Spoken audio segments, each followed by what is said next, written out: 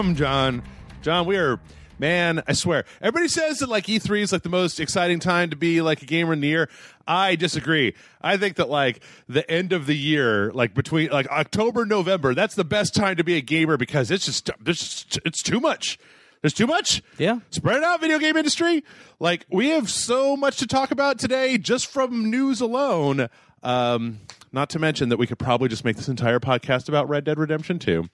Yeah, probably. Hey, everyone, welcome back to the Rage Site Podcast. I'm Jeff. I'm John. And John, how was your Halloween? That was pretty good. Yeah. I spent most of the end of last week and the beginning of this week finishing up my Halloween costume, which was the Scarlet Spider, Yeah. Spider-Man fame.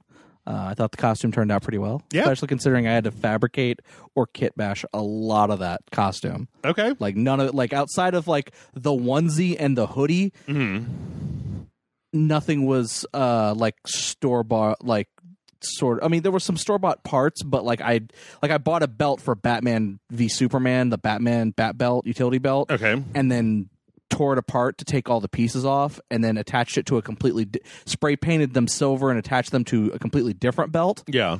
to make the Scarlet Spider's belt. And then like the mask was like a child's mask that I cut the eyes out of, spray painted white, and then got some white mesh cloth and put over them, and then put magnets on the inside of them, and then had a mask underneath the red morph suit that I was wearing that had magnets on it as well, so that you could then put the spider eyes over it. This is too much work. What you're No, talking man, about. this was awesome. Like I was so proud. Did you go fight crime once you had done? No. But no, I was really happy with how that turned out, and I spent a lot of nights spray painting and like sanding down stuff and cutting stuff with a Dremel tool and making sure that everything looked just right. And So are you going to wear it next year?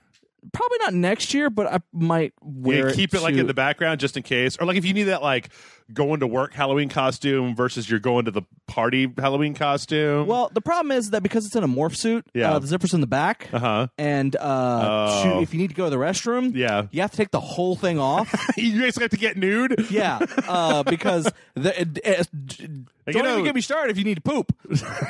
But no. Well, with all this morphing and kit and stuff that you're doing, you didn't install a zipper on the front. No, the spider suit does not have a zipper on the front. Well, but you need to go to the bathroom. It doesn't have a zipper on the front. When Spider-Man goes to the bathroom, does he get naked in the stall? Probably. Okay. but no, I it's also a costume because here's the thing. I love the Scarlet Spider costume. It's probably my favorite costume, even more so than the actual Spider-Man costume. Wow. That's a bold take. In every video game that allows you to change the costume, if they have the Scarlet Spider costume, I immediately switch to it. Okay. Because I fucking love that costume, and I've been wanting to dress up for it for Halloween or cosplay at it or whatever for the longest time in my life. And I got the hoodie and went, fuck, I should do it now. Right. Well, plus the hoodie's a big chunk of it. Yeah. Like, if you can find yourself a bodysuit, then like you got a bodysuit and a hoodie, and the rest well, it's like that was the thing. It was like I was like, I got the hoodie. I bet you if I go to a Halloween store because it's close to Halloween, Sure. I bet you anything I'll find a red morph suit. Yeah. Which I did. And the thing is that I want to improve upon this suit because there were a lot of things that making it and learning. Because there was some stuff I was not super happy with. While I made the wrist shooters out of Nerf darts and then spray painted them silver. Sure. Spray painting the Nerf darts silver was kind of difficult because they're The weird texture. shape and texture. Yeah, so I had to figure out a way around that to remake those, and then Just go buy a bunch of whippets, right? You're looking at just wrap whippets around your arms. There you go. something like that.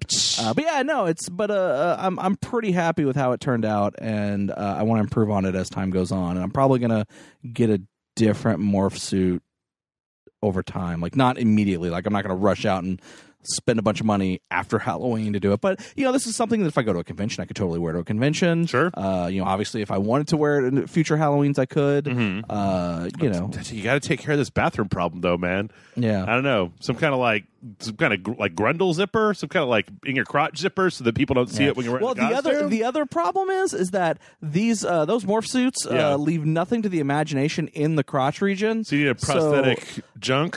So I actually had to wear shorts over the costume because I had to wear that to work. You didn't want your coworkers to just see your genitalia? Yeah, yeah. You need a cup, right? So here's the thing. Most people think you need a cup. Yeah. And cups work, but the problem is a cup actually accentuates your junk a little bit. It makes your bulge bigger. Right. Most cosplayers, most costume companies, like actual like film stuff, they don't use cups. Okay. There. What they use is what's referred to as a dance belt, which is something male ballet dancers wear to smooth out their junk because they're wearing. The problem is they don't make those in my size, and also they're really fucking weird and different. Like there's like a process of putting those on because you have to tuck and put stuff into stuff, and this is what they don't tell you about being a superhero. It's about covering up your testicles, right? It's like otherwise your junk is just there for everyone to see. You're just like, the twig and berries. So I spent most of my week making that. I'm really again, I am super happy. It's on my Instagram, it's on my Facebook, it's all out there. You can find it on my Twitter. Yeah, it's fucking love that costume, and I'm so happy I made it. Unfortunately, because I was working on that, I didn't get to play as much Red Dead as I wanted to. Well, I played a lot of Red Dead, but I don't want to spend too much time talking about that just yet because I feel like if I get started talking about it, there's going to be no ending. I get you. I will say that like last night was, we're recording this the day after Halloween. I just stayed home and was going to just power through Castlevania, but Castlevania is just slow enough that the siren call of Red Dead was like, you want to play me, don't you? I'm about 3 or 4 episodes into the new Castlevania. Yeah. And there is a lot of exposition. It's weird because the first season, Quotey Fingers, was 4 episodes, and then this one is 8, and I feel like it should be 6 or 5 because there's a lot of weird a character says something, and then there is a long pause before another character says something. It feels somewhat padded, and I kind of like it. I like it well enough, but who doggy. Also, one thing I am not a big fan of, which I think that you might be the only person who would probably be with me on this, is that they're really going in hard on this poor Dracula bullshit, and I'm just like, fuck Dracula. It's just like, oh well, but his love was murdered by the evil church. And I'm like, he's a fucking genocidal monster mash, right? He's like, I want to wipe out all the humans, and you're just like, oh, he's sad because his girlfriend died. It's like, fuck you, suck it up, you immortal shit. I get it. I get what you're saying. I totally understand where you are. I do appreciate it because it's also trying to make sense of his madness a little bit.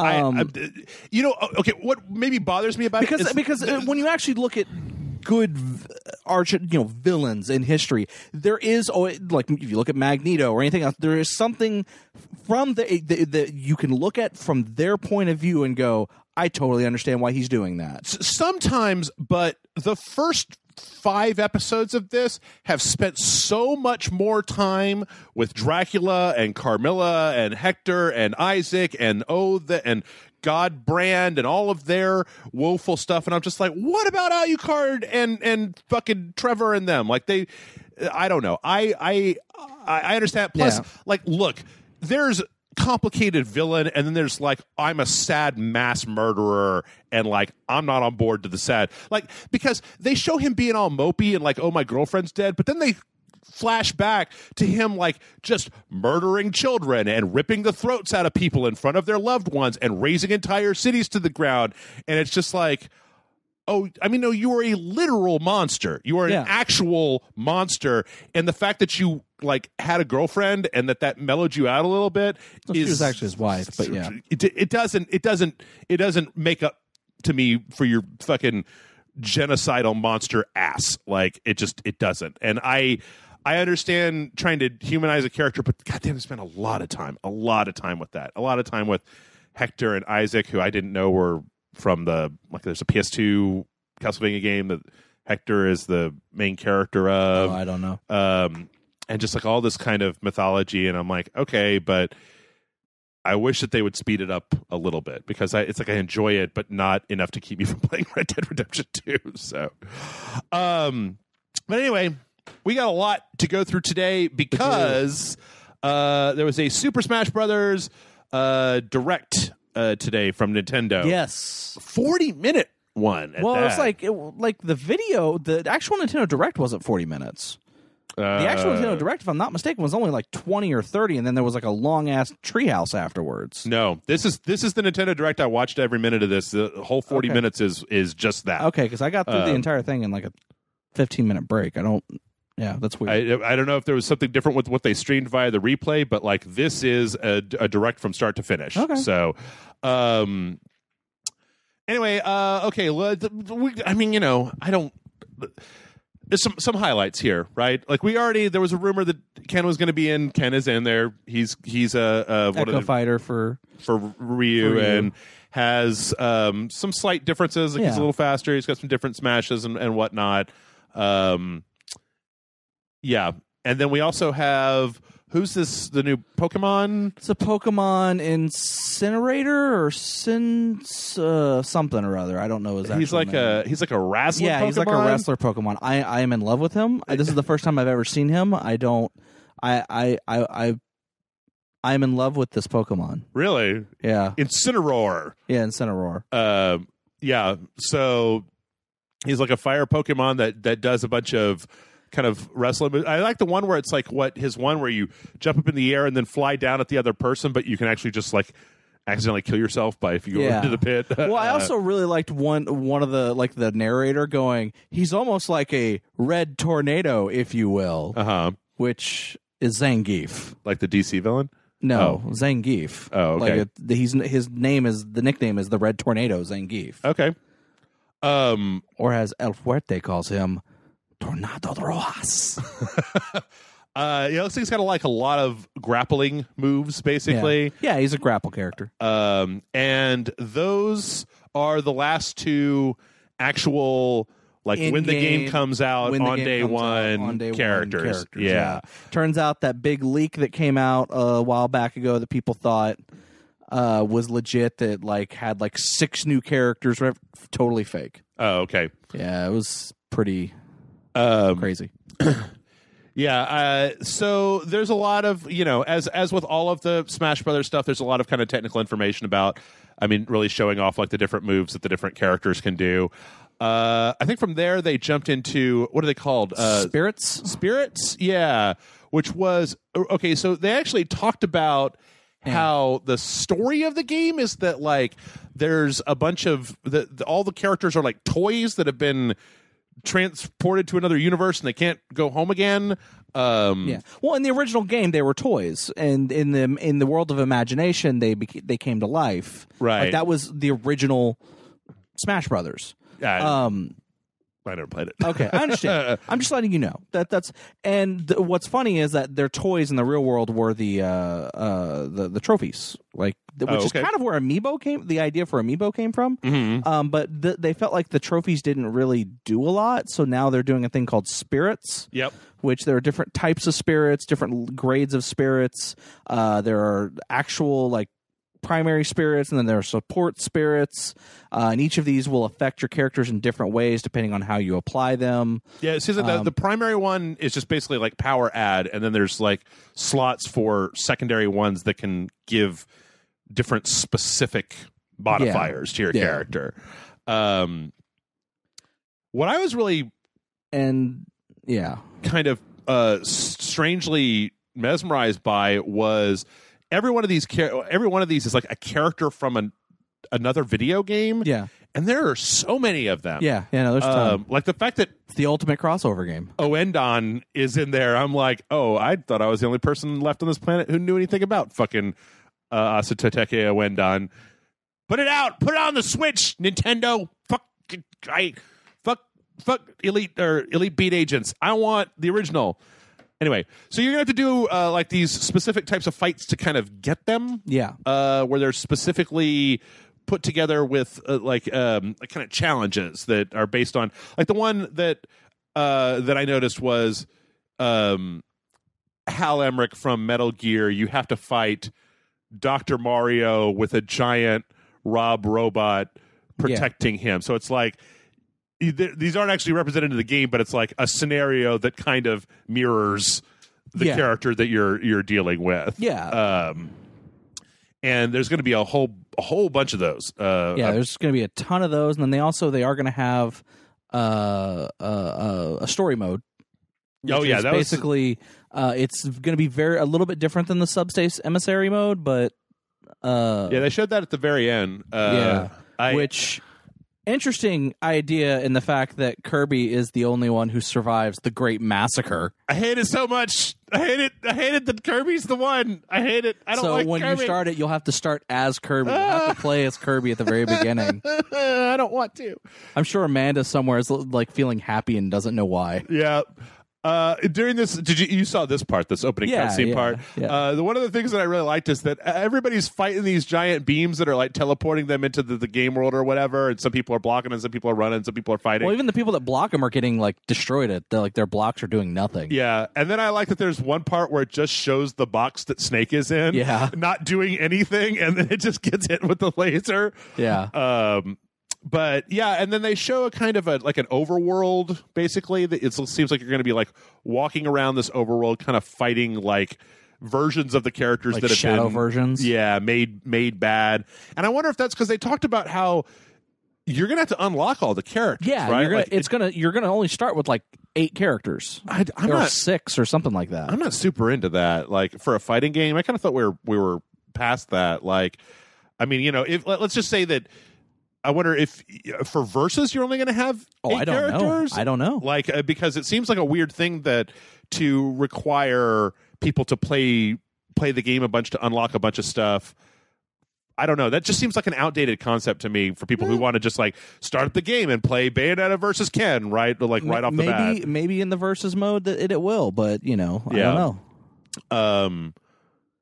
So yeah, I don't know. This looks fine, like just kind of walking around doing stuff. I mean, I'm glad that it's more. It seems like it's more than just. It seems like it's what people have been asking for, because with the last Smash Brothers, people were really upset that there wasn't like a real story mode. Yeah. And so that's what they're giving us, and I think that's fucking great. Yeah. I don't think that I played the GameCube one really all that much. And it had like a full-on story mode, the GameCube one? Because that was one before or was there a Wii-specific one? Yeah, there was Brawl was the GameCube one that had. So there wasn't Smash Brothers on the Wii, or was it just remember. Port of Brawl? I guess what I'm trying to understand is where was the last time that it had a story mode? Brawl was the last one. Okay. Let's see where that came from. Brawl might have been on the Wii.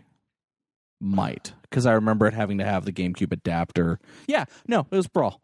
Brawl was on the Wii. It was on the Wii? Yeah. Okay. Okay. So, yeah, so the lack of story mode was something that people were really upset about in the last one? With the Wii U version, yeah. Interesting.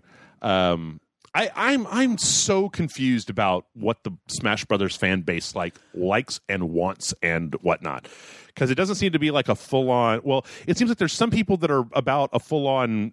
making it like a full-on competitive like Evo. Oh no, they want that. Like Evo game. People want that, and they want it to be competitive. But they also liked, because here's the thing: Brawl was such a good game because it had like a really good story mode that really taught you how to play the game while also allowing you to experience a story. Yeah. And there's also really good. The characters were balanced to a degree. There are probably people that will argue that they weren't, but I feel like this is the best of all of that. So I'm really liking what I'm seeing. Well, it definitely. I mean, there's a lot more going on here where they talk kind of specifically about like ranking and the different modes and the fact that you can use the spirit. You can have a spirit battle. You can do like, you know, there's just a lot in this one particular video that I think that going over every single granular part of it would be somewhat tedious. But I think that what is interesting about this, even though I'm not the biggest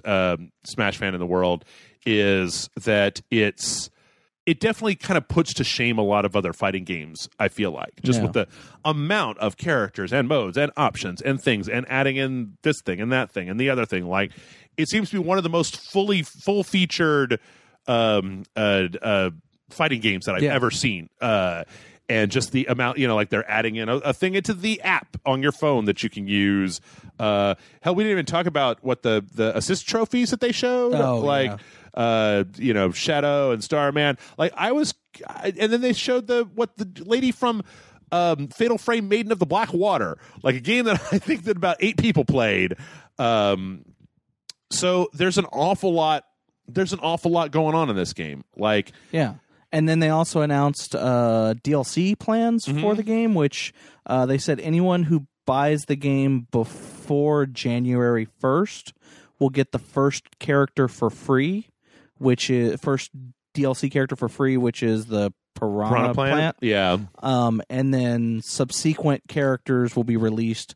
I think they said there's 5 other characters. I think there's going to be 5 characters, 5 stages, and a bunch of music. Yeah, and so when you buy, it'll be $10 per thing, and you get a character, a stage, and some other stuff.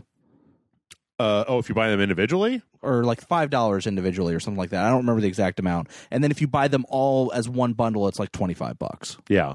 I thought it was really interesting that they made a point of saying, like, you know, you should never buy a thing until you really know what's there. But hey, if you guys are big fans and you trust us, check this out. It's a good deal and you'll get this special thing. Like, there's a weird line in there that I was like, oh, that's interesting. I've never heard a company be like, hey, we don't have all this mapped out, but trust us because we're a good company. But yeah, I don't know. I mean, there's even more stuff there. Like I said, there's so much granular stuff in here going on.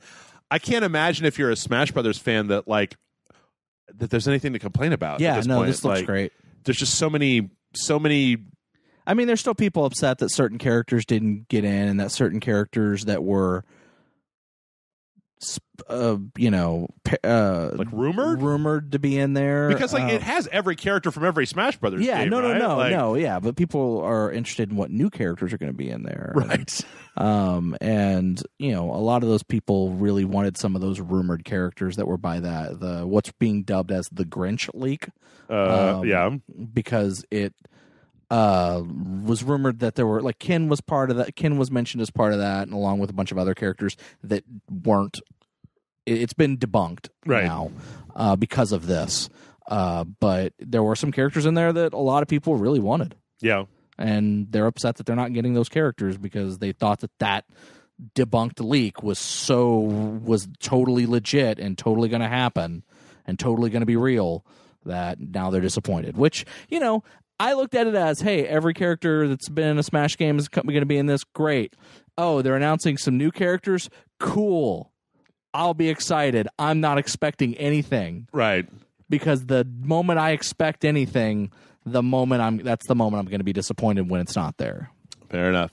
Well, I'll tell you what is not disappointing Nintendo, and that is that Nintendo Switch sales have surpassed their goal of 20 million. They're currently at 22.86 million Switches out there in the wild. Wow. Which is pretty amazing. Like, I don't normally report on sale. We're going to do just some quick financial stuff here in this segment. Yeah. But I think that this is worth pointing out because, like, I had to drag my Wii U out to play Cursed Mountain with Grant because it was a Wii game, right? Yeah. And, like, boy, it just reminds me how I feel like Nintendo, more than any other company, they just, like, yo-yo, right? Like, the GameCube didn't sell real well, and then the Wii was a fucking monster, and then the Wii U just kind of tanked, and now the Switch is strong. Like, I just don't know of a company where I just see them, like, up and down and up and down and up and down. So, yeah, I mean, I think it's pretty incredible, and I think that it just goes to show that, you know, just concentrating on having, like, better and better and better and better graphics, like higher CPU rates and better video cards, isn't necessarily the only way to make an impact. I mean, that's kind of always been there. Yeah, I don't know. I feel like the watching Sony and like when Nintendo, I guess when Nintendo had the Wii, that was the case, but I don't know. I think that the Switch is just such an interesting concept, and it's just so strange that it's both strange and not strange that it's Nintendo, right? Because Nintendo's like a very conservative company, but then they tend to take they do this like weird hardware shit. Like, I don't know. I don't know. Anyway, congratulations, Nintendo. That's a lot of Nintendo Switches. Also, it says here that they sold the NES Classic and the SNES Classic sold a combined 3.69 million units. Wow. So, Wow. Good job. Good job. I got the SNES Classic. It's good. Didn't get the NES, though I kind of wouldn't mind having one. I got it. And then it's kind of like, it's weird because it's kind of been, it's not entirely obsolete, but like the whole NES catalog on the Switch, like, it's a little obsolete. Plus, it only comes with one controller. I like the fact that the SNES came with two controllers. Yeah. Well, I'll tell you what you won't need two controllers to play. That's Red Dead Redemption 2, which made $725 million this weekend. Just to put that in perspective, that is the largest weekend anything. Yeah. Anything. Like, to really nail this down, like Avengers Infinity War did $640 million. Yeah. So it did $85 million more than Infinity War in its first weekend. To be fair, Yes. to go see Infinity Wars in theaters was only like maybe $10-15 depending on the theater. Sure. But to buy Red Dead, you had to spend $60 or more. But anyone could go to the theater to spend $15 to watch Infinity War, whereas you had to have a $400 console in order to play Red Dead Redemption. Good point. But in any case, it's kind of both a high and a low thing because $725 million is nothing to shit. Nothing. That's some bank. Yep. Now it is worth remembering that Grand Theft Auto 5 did $1 billion in its first 3 days. So it's a little short of GTA 5, but then Cowboys have less I think that gamers really love Red Dead Redemption, but I don't know that Red Dead Redemption has the same kind of like universal appeal that like driving a car around and shooting at mobsters does. Okay. But hey, that's good stuff. I like the fact that Rockstar is a company that makes enough money on their video games that they can literally just like they could spend 10 years making whatever their next game is after this, which I think is Bully. Is they gonna make a new Bully? Who knows after this? I guess, and that's before the Red Dead Online has even launched. Yeah. That's just in single player, and that's before the PC numbers as well. That's just if there's going to be a PC version. Oh, there's going to be a PC version. You say that, but remember, Red Dead Redemption never on PC. Yeah, I don't know. Last week we had a story where there was an Italian outlet that was already like breaking pre-order ideas for 2019, but I think that from a simple financial standpoint, I don't think that Rockstar would leave the money on the table of the PC version. But that's just me. We'll see. I think that Red Dead didn't come to the PC for an entirely different version, or entirely different reasons. But anyway, so yeah, if you're playing Red Dead Redemption 2, know that you can pat yourself in the back. You beat those son of a bitch Captain Americas with weekend with giving money to a place. Speaking of giving money to a place, Epic Games has received $1.25 billion in investment capital from a variety of different groups. Okay. Including KKR, Iconic Capital, Smash Ventures, Axiomatic, Vulcan Capital, Kleiner Perkins, Lightspeed Venture Partners. And yeah, everyone wants a piece of that Fortnite, man. So Epic is still basically retaining majority share control of the company, but they have gotten this huge chunk of change in investments. I wonder what they will do with that, because I don't think that. I mean, I don't get the impression that Fortnite is like, oh man, we would love to do XYZ, except that we don't have enough money because they have a fucking gajillion bucks. Like, Well, I mean, they'll probably put it into the next version of Unreal. yeah. In any case, but I don't know if it's the I don't know if it's the 1.25 billion that they raised, but there is something new in Fortnite. John, did you see this? Do you know I what? don't know. Do you know what's new? I might have. Oh man, it's very exciting. It's very exciting. Balloons. All right. You can now have balloons in Fortnite. Well, Which actually looks really fun because you can apparently inflate them and then they will kind of just raise you up in the air. But then people can shoot them to make you come back down again. I don't know. Fortnite, just every time I look at Fortnite, it looks like, I don't know. I really appreciate their creativity and the amount of fun that it looks like that game is. Like, I'm glad to see that they're not resting on their laurels and they're just continuing to put that $1 billion to use. You know, throw some balloons in the game, you dinks. Like, come on. if only PUBG would throw balloons in their game. Then maybe they'd have something. Then Yeah. they'd maybe have a lawsuit from Epic Games about how you can't put balloons in your Battle Royale game. Last but not least, this is just a simple side note. Apparently, at the Paris Games Week, a bunch of Fortnite fans got together and achieved the Guinness World Record for the most people doing emotes in person at one time. Okay. As 393 people apparently ran through a bunch of the emotes from Fortnite. So that. I tell you what, man, I went to the Halloween costume store to get my Halloween costume. A lot of Fortnite A costumes. lot of Fortnite costumes. Yeah. I was like, I don't even know what these things are. Some good Overwatch costumes too. Yeah, there was a lot of video game stuff there. I mean, some of it was like knockoff Etsy. I was actually going to talk about this in the intro. Like Halloween I haven't been to a spirit store in a long time, and I don't know if it's changed a lot since then. But like, wow, they're like it used to be that you would go to the Halloween store and like a lot of the costumes would just be like, I mean, they're just like garbage generic costumes, right? It's like nurse, pirate, fucking construction worker. This year I went there and like everything was a thing. It was like, here's a Vault Dweller costume. Here's an Ezio Auditore costume. Here's a Fortnite costume. Here's a Jeff the Killer costume. Spirit Halloween, along with a few other stores, have gone out of their ways to actually license brands. Yeah. And actually make official costumes for those. Yeah. Especially Spirit, because they know that the cosplay community, the ones that maybe the people who don't have the forethought to be able to make their own costumes, Right. will go to them to get a cheaper version of the costume. It looks, pretty accurate. Yeah. I mean, how there was even a Nintendo licensed Mario Yeah, costume. yeah. Yoshi costume. Anybody want to be Yoshi? Hit on the head. Stick out your tongue. Yeah, anyway, it was weird. It was just very strange. Also, it was strange going to a Halloween store. I usually end up at a Halloween store the day before Halloween, and it's just like an insane mob of people tearing each other to shreds trying to get Halloween costumes. I did that. Yeah. Yeah, I went to. I had to get a belt from Spirit Halloween.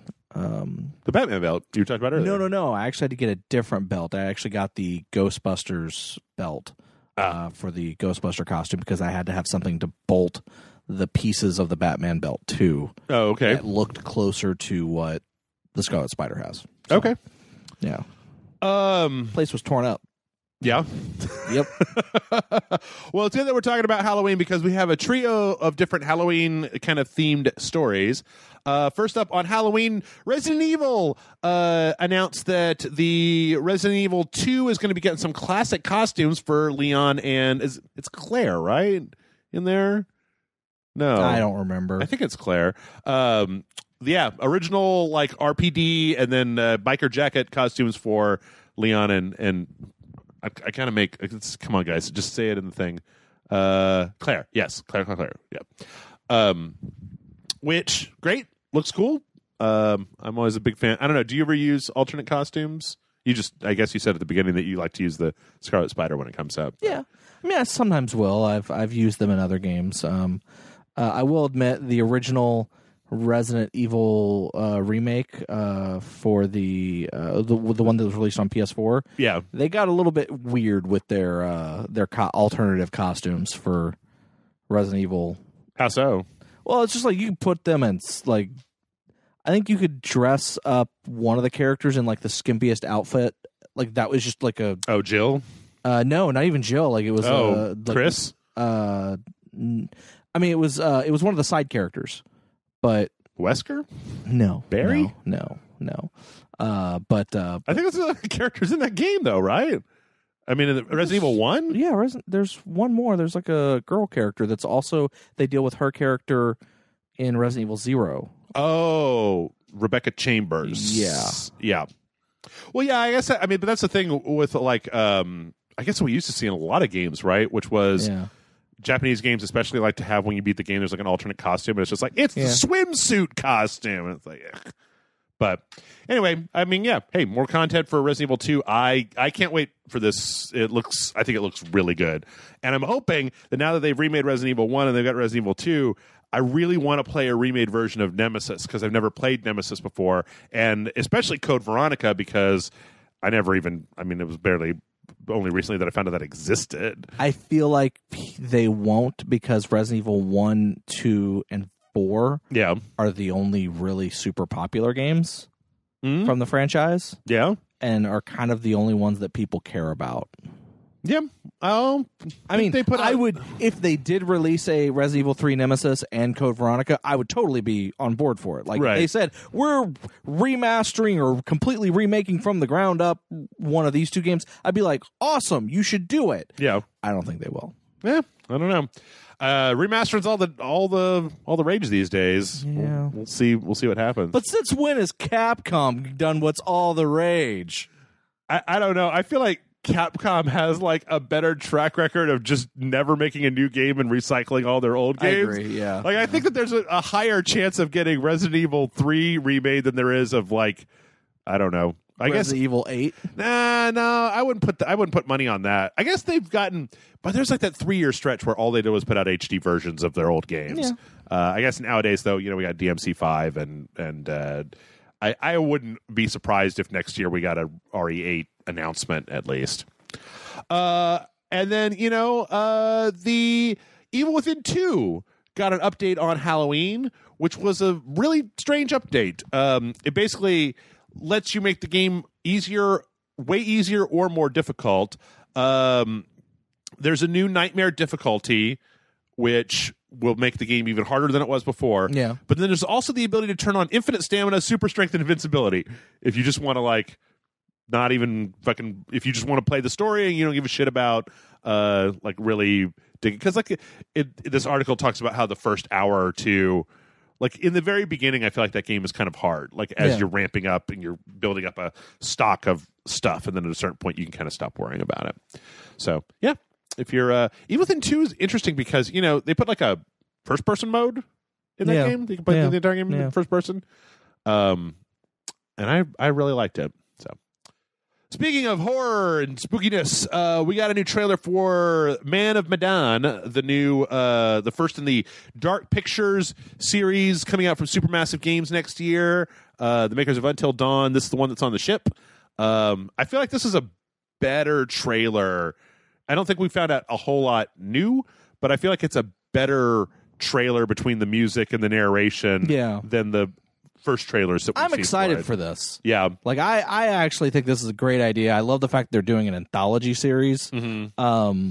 And the fact that this feels like it's a full game. Yeah. Like this doesn't the one thing I was kind of worried about is that because it was going to be almost episodic because it's an anthology. Right. That they were going to be very short games. Mm-hmm. And I mean, looking at all the different scenes and all the different stuff that you're seeing in here, it feels like it's probably going to be maybe not the length of Until Dawn, but probably pretty close. You know what? I would be more than happy to play a game that was like Until Dawn that was like 4 hours long, and then next month there's another episode coming, or in 2 months there's another episode coming, like a shorter experience, especially if it was something that had multiple endings. but I definitely agree that I mean it looks really good. The only thing that gives me pause is that Supermassive Games has been like, I feel like they've been dicking around. Like, I'm glad that they're getting back. I hope that this is just more like Until Dawn, because they had that the Inpatient. Inpatient, yeah, and then they had the one that was like you use your phone. Like, Yeah. You know, PlayStation, what was like a year ago or whatever, had that. Oh yeah. Everybody sits on the couch and you use your phone to decide what happens with the cop serial killer thing, which Man and I played it and was like, and I feel like they had one more. Oh, they had like one of the PSVR like military shooter games, I believe. Yeah, something like that. I don't know. I just like their tech is all really good and their games look really good. So this looks like it's more along the lines of what I would like to play than those other games. Yeah, no, I'm totally down. Like, I loved Until Dawn, and everything looks right up my alley. Yep, I agree. Yeah. Speaking of reasons to go in the water, because that last one takes place on a ship, No Man's Sky has yet another update coming out. Good save on that. The Abyss. No one would have known what you were talking about. Yes. Man from Medan is on a ship in the ocean, and it's underwater. And so is No Man's Sky The Abyss, which is another update for No Man's Sky that's beefing up the underwater... it's creating underwater biomes and base building. I didn't even know they finally added underwater, because that was kind of the thing that bothered me. Yeah. Is that there weren't really oceans. I think the last one, maybe the last update, had some underwater stuff. And I'm not the biggest fan of Underwater in the World, but you say that, I mean, you were disappointed that it wasn't as detailed. So this looks interesting to you. This looks interesting. I mean, I have some initial gripes at animation, but other than that, I think it looks fun. I mean, I think it looks great. Looks like another again, the fact that they continue to put up free updates and add all this stuff. I mean, that's pretty impressive. Yeah, I agree. And the fact, I guess I keep expecting whatever the one is that. Whatever this one to be like, oh well, this is the last one, and we're now declaring it done. But I mean, it appears that apparently Hello Games has decided that they're just going to fucking keep working on this until this game is what they wanted it to be. Like, and again, as I always say when this comes up, I find it admirable because, I mean, they could have stopped already, right? The game is a lot better than it was when it launched. Like, is it a great game? Is it the perfect game of all time? Not really, but like, it's so much better than it was when it launched. That like, they probably could have stopped at this point, but nope, they're going to keep adding more stuff to the game. So they're building out the oceans and fast too. Like these updates seem like they come out every 3 or 4 months as opposed to, waiting every like once a year or something.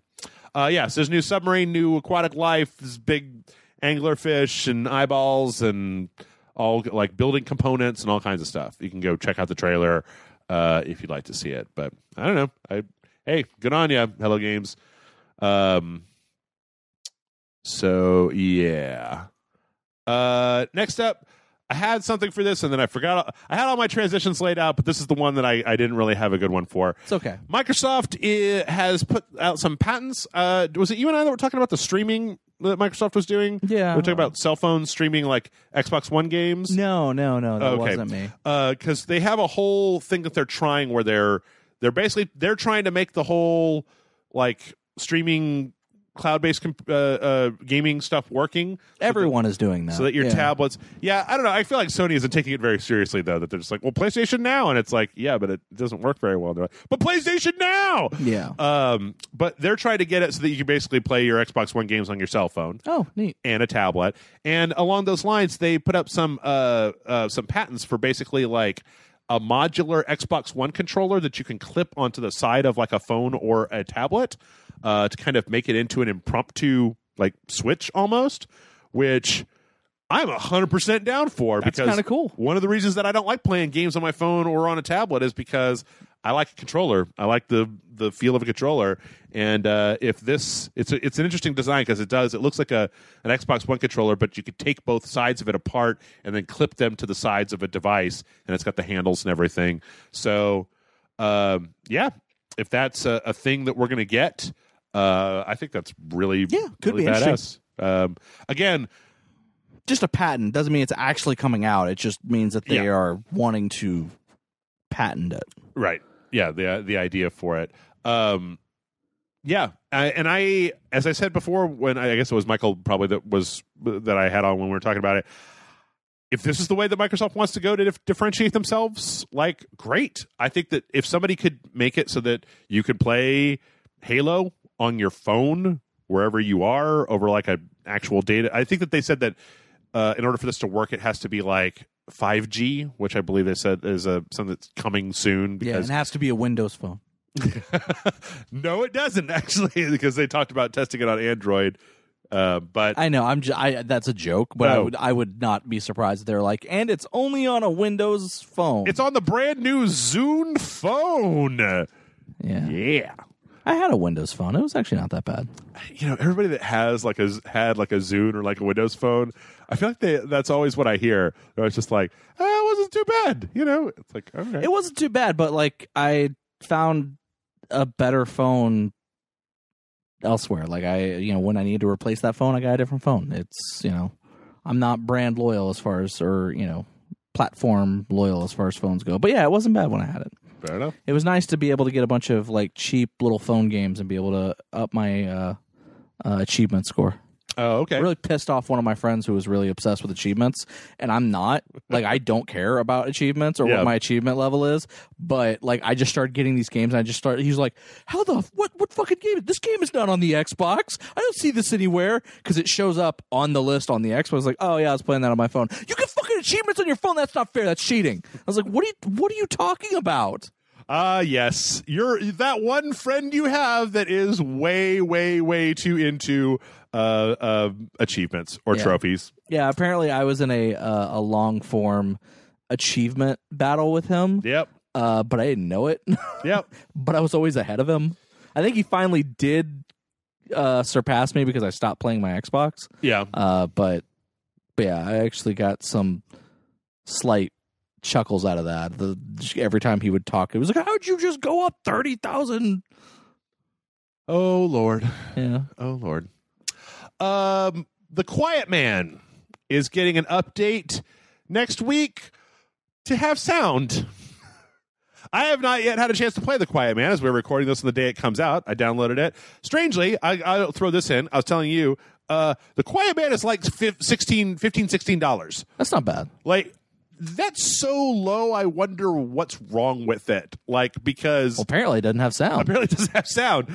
Yeah. So it's got...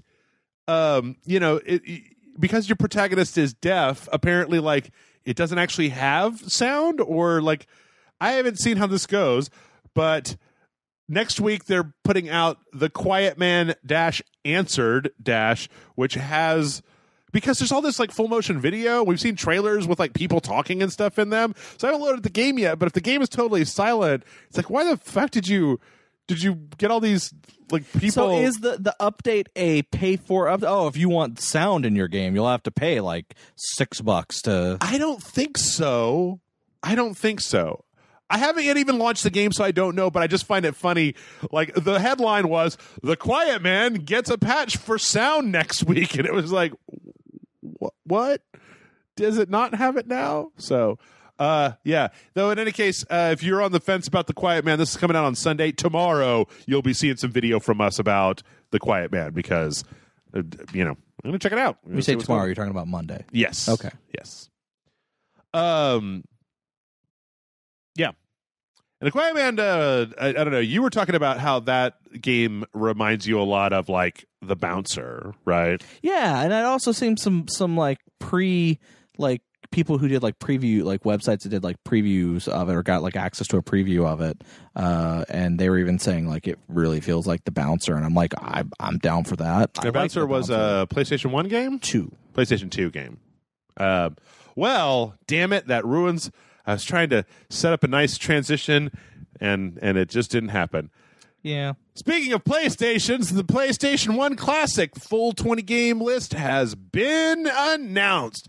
We got a full trailer of all the games you're going to get. 20 preloaded games on your PlayStation Classic. Damn right. And I don't care anymore about this thing. So let's run down the list. Battle Arena Toshinden, Cool Borders 2, Destruction Derby, Final Fantasy VII, Grand Theft Auto, Intelligent Cube, Jumping Flash, Metal Gear Solid, Mr. Driller, Abe's Odyssey, Rayman, Resident Evil Director's Cut, the first Persona game, Ridge Racer Type 4, Puzzle Fighter 2 Turbo, Siphon Filter, Tekken 3, Rainbow Six, Twisted Metal, Wild Arms. Yeah. It's not a bad list, but it's just there's not I think that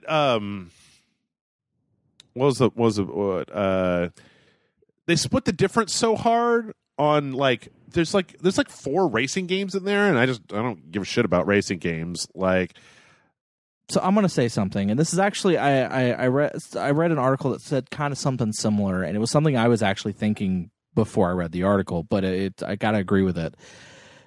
The reason the NES Classic and the SNES Classic work so well is because those, especially in the case of the SNES Classic, that was the pinnacle of that console generation. Right. Like, that was it. Like, that was the pinnacle of Nintendo, for, if you think about it. Like, and those were the best games from that platform. Okay. Maybe not the best games, but like a lot of really high profile games. Okay.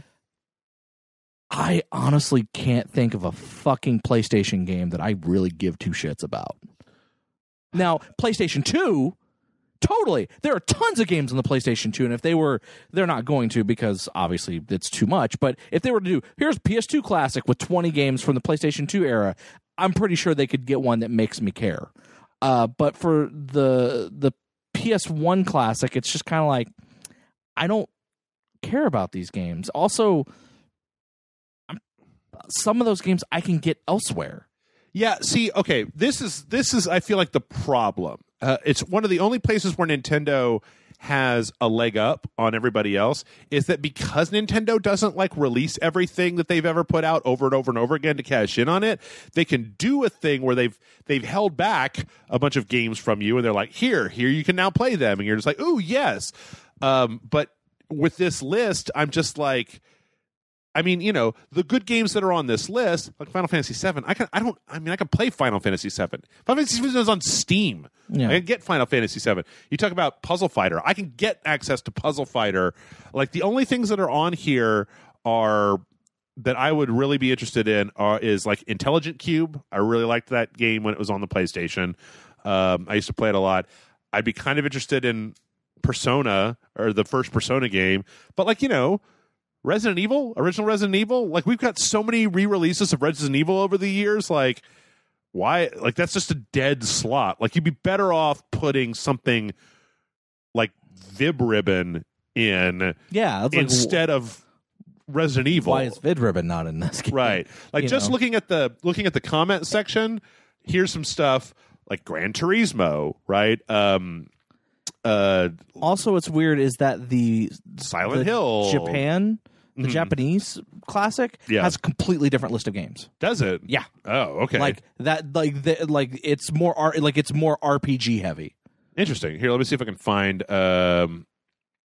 Because I just don't. Again, it just feels too. It feels too like they're trying to give everybody something. Like, there's like 2 or 3 puzzle games, and like 3 or 4 racing games, and like 2 or 3 JRPGs, and like 3 action games. And it's like, yeah, but I'm not interested in playing old racing games on the PlayStation 1. So like 3 or 4 of those games, like, I don't care about Ridge Racer, I don't care about Destruction Derby. I might have cared about going back to Gran Turismo, but like, I'm actually okay with Ridge Racer, because I feel like Ridge Racer was one of those games that was on the PlayStation that a lot of people were really hyped about. I understand you may not, but I'm saying I kind of understand that one. Yeah. Arc the Lad 2, Armored Core, Gradius Gaiden, Zai, Saga Frontier, G Darius, and Parasite Eve. Yeah, like Parasite Eve would have been good on the American version. See, but you know what? There's also a weird thing. You know that you can just like go get, if you have a PlayStation 3, like, you could just play Parasite Eve on the PlayStation 3. You can play pretty much all of these games on the PlayStation 3. Yeah, because they had that whole PS1 Classics thing. So like, that's not that far. Well, I know back. I know that Metal Gear Solid is on the PS1 class, or Oh yeah, mm-hmm. yeah, I know Wild Arms on the PS1 Classics. I know because that was the version of Metal Gear that we played. Did we play the PlayStation version, right? When we played it on PlayStation Patreon? 3, yeah. I mean, I played. That was where I found Resident Evil Nemesis this year for the Asylum, where I played with Tony. Was like, you just go get that. So, the idea that so much of those games, so many of those games are already in places where I can play them. Yeah, I mean, I just also, like I said, the other thing is that especially with the, again, looking at, especially in the case of the SNES, this is Nintendo already in their console generation. They've already been working on pixelated graphics and games for pixels. The Sony PlayStation is kind of at the beginning of 3D. Yeah. The beginning of the 3D generation of video games was kind of terrible in retrospect. Oh, I agree. I've been saying for years that, like, we make nostalgic pixel art games. We don't make nostalgic, like, low poly count, gross texture. I mean, 3D. There have been some people who've tried. Right. But yeah, and because of that, it, like, I don't know who this is for. Yeah. Because, again, I don't, like, there are some games that I expected to be on here that are totally on here. Mm-hmm. And I think that's great. But there are a lot of games that are not on here that, I guess it's just like the games that I'm kind of interested in playing. I feel like I could just go get them somewhere else. yeah. I mean, Intelligent Cube is like the only game, and even that, I mean, like, I'm not saying that you should, right? But there are emulators in the world, and the PlayStation 1 ones work pretty well. Like, I just don't know that what they're asking for is, that what they're giving for what they're asking is appropriate. Yeah. I don't know. Like I said, I mean, I it's $100, so Yeah. it has 2 controllers, which is nice. Yeah. I just feel like I was underwhelmed, and then the more I thought about it, like, it was just, I don't think I would have been excited for a PS1 Classic, anyways, because, again, the place, and this is again this is not a to tear down the original PlayStation, but it's at the beginning of a new era of gaming, and again, most of those games were garbage. It's very rare that there's a very few exceptions, and mind you, some of those exceptions are on there. Sure. But those rare exceptions have been re-released and reiterated on enough times that you can get them on newer consoles, on PC, in other places that makes them not feel as special. Well, I mean, like, I was seeing people in the comment section on the YouTube video who were like, what about Crash Bandicoot? And it's like, but why wouldn't you just play the Crash Bandicoot, like, remake that they already made that has better graphics and, like, it's cheap and you can get it? Like, if you were really looking for a way to play Crash Bandicoot, there is already a way for you to play Crash Bandicoot. Yeah. Like, yeah. I was actually thinking while we were talking about it, if I was going to do this, I think that the way that I would do it would be to, like, dump a big chunk of your PlayStation 1 games on the PlayStation 4 store, and then make the PlayStation Classic be like, this is $100 and it's a throwback thing, and it also connects to the internet, and we're going to give you 20 credits for the PlayStation Store for you to buy whichever of the 20 PlayStation 1 games you would like, with the option for you to download more onto this thing if you would like to. Like, that to me would be a better value if I could pick and choose.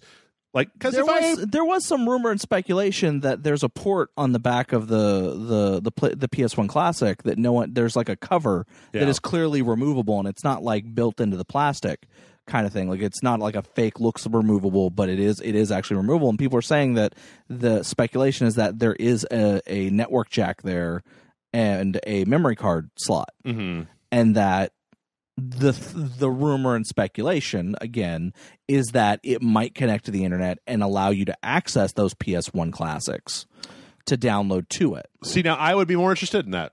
That would make it worthwhile. But you got to tell me that, because, like, I don't know, this lineup just doesn't do it for me. Yeah. Anyway, I tell you what else didn't entirely do it for me, but I'm not sure yet, is Fallout 76. And in the grand tradition of Bethesda spending too much money on dumb shit, we had a live-action trailer for Fallout 76. A bunch of people in power armor and vault suits shooting at CGI things while they played the Beach Boys in the background. Yeah. It's a pretty good trailer.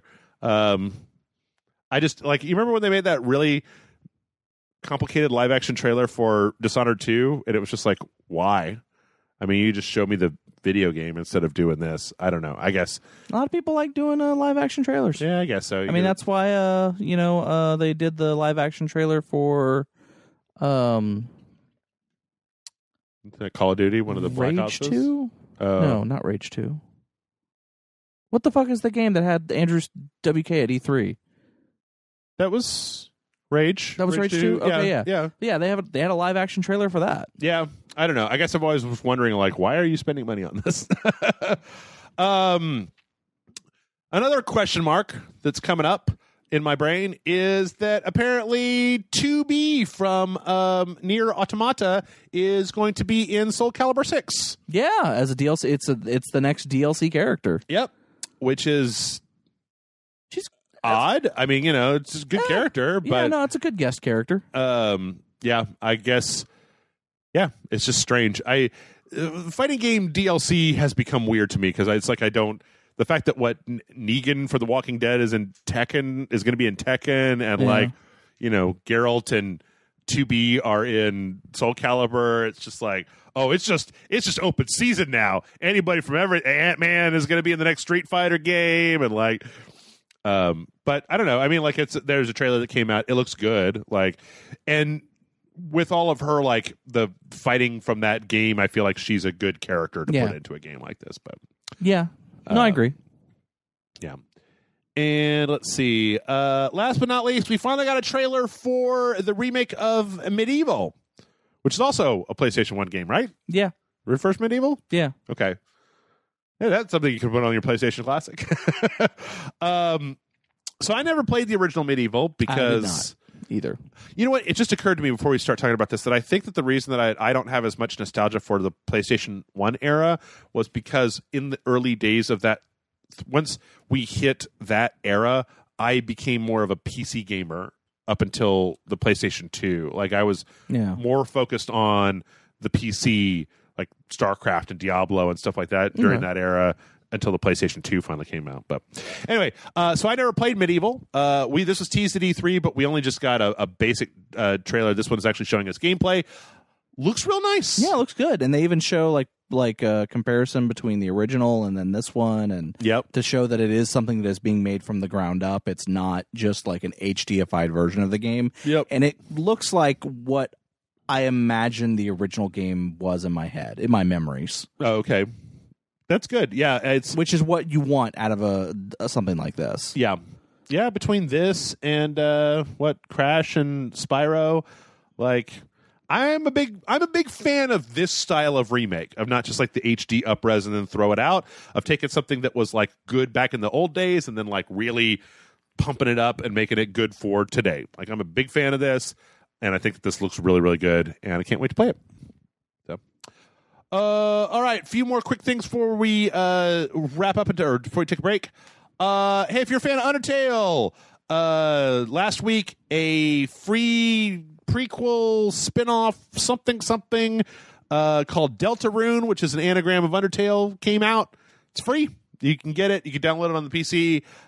So if you're into Undertale, maybe give it a shot. Yeah, I've actually heard people say it's really good, and it's like a pretty decently long game. I heard that it was only 2 hours, 2 or 3 hours. 2 or 3 hours? Okay. But I'm actually interested in maybe streaming that because I feel like I could beat it in 2 to 3 hours. So who knows? John, good news for you. It appears that Sunset Overdrive might be coming to the PC. Okay.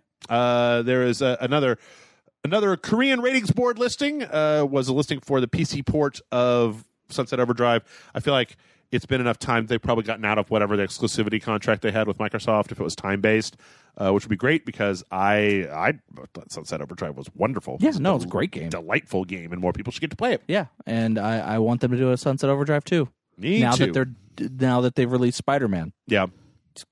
Release Sunset Overdrive too. You think they just have it and they're just not releasing it? No, I think that my hope is that they weren't working on it because they were working on Spider-Man, and Spider-Man fucking phenomenal, mind you, and I can't wait for the next 2 DLCs to come out. But I'm really hoping that once all of Spider-Man has done, and that they're like, all right, Sunset Overdrive 2. Yeah, that'd be good. Well, I'm hoping for Titanfall 3, and it's possible that I might be getting it because apparently Respawn is doing multiple games in 2019. Oh, shit! Yeah, according to EA CEO Andrew Wilson. Quote, according to multiple studies, we have new projects underway, including games from Respawn. They're slated to launch by next holiday season. No idea about what that is, but they're working on that new Star Wars game. Yeah, I remember their big thing. It's like, hey, for those who like Star Wars and Respawn, might want to check out this E3 press conference. And then at the E3, yeah, so we're working on a Star Wars game. Okay, cool. What's it called? I can't answer that. What's it about? I can't answer that either. Yep. We're making a Star Wars game though. Yep. That's the announcement. Have a nice day. That was it. And then just for funsies, let's see. We've got the Saturday morning cartoon opening title sequence to Costume Quest coming to Prime Video in 2019. It looks fun. I like Costume Quest. It's from Costume Quest was from Double Fine. Yep. One of Amanda and mine's favorite companies. I think my two like carte blanche companies that they can put out anything and I will play it are Remedy and Double Fine for me. And for Amanda is definitely Double Fine. And it totally lends itself to a cartoon. Like they even had a comic book for a while, and I know Double Fine made friends with Pemberton Ward, who was the guy who created Adventure Time, and so if that friendship is what spawned this, and putting him in Channel Frederator, which I know Frederator has worked with Pemberton Ward with the Bravest Warriors. So I'm totally on board. The art style reminds me of Gravity Falls. Okay. A little bit more crazy looking Gravity Falls. And I'm totally on board with this. I love it, and I can't wait to show Amanda this trailer when I get home. Oh, there you go. Well, I'll tell you what, I can't wait to show other people, and that's fucking fucking Superman in a gray wig, dressed up like Geralt of Gerald Riviera over here. We got. I just want to know how much money did they spend to CGI out that mustache? It's weird.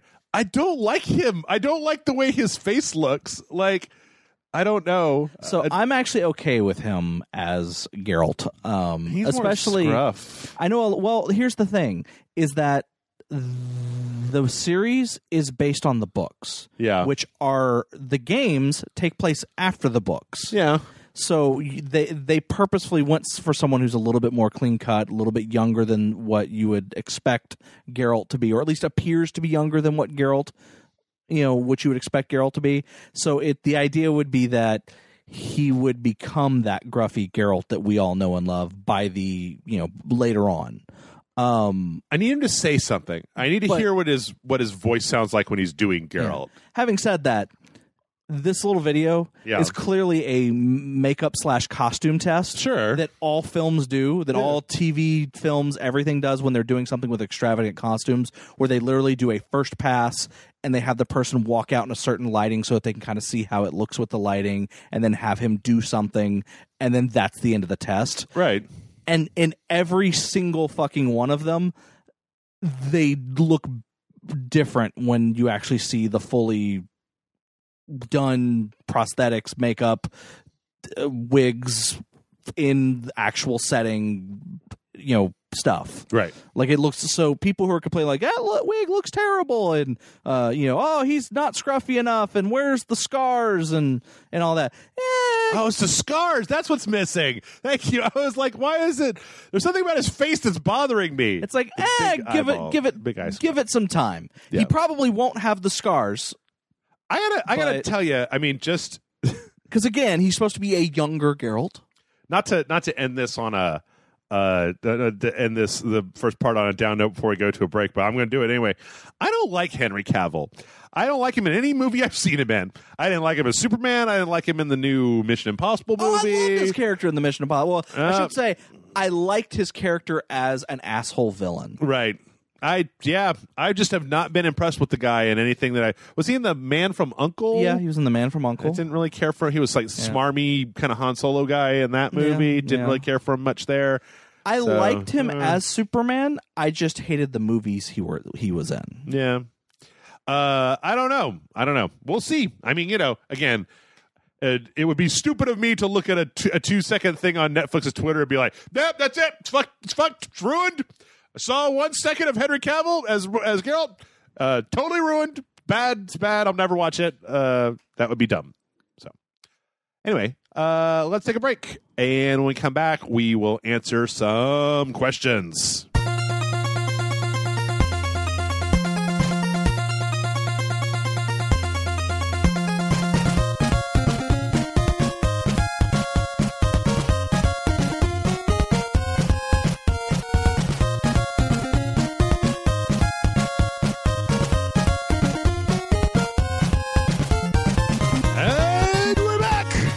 We're back, John. Yes.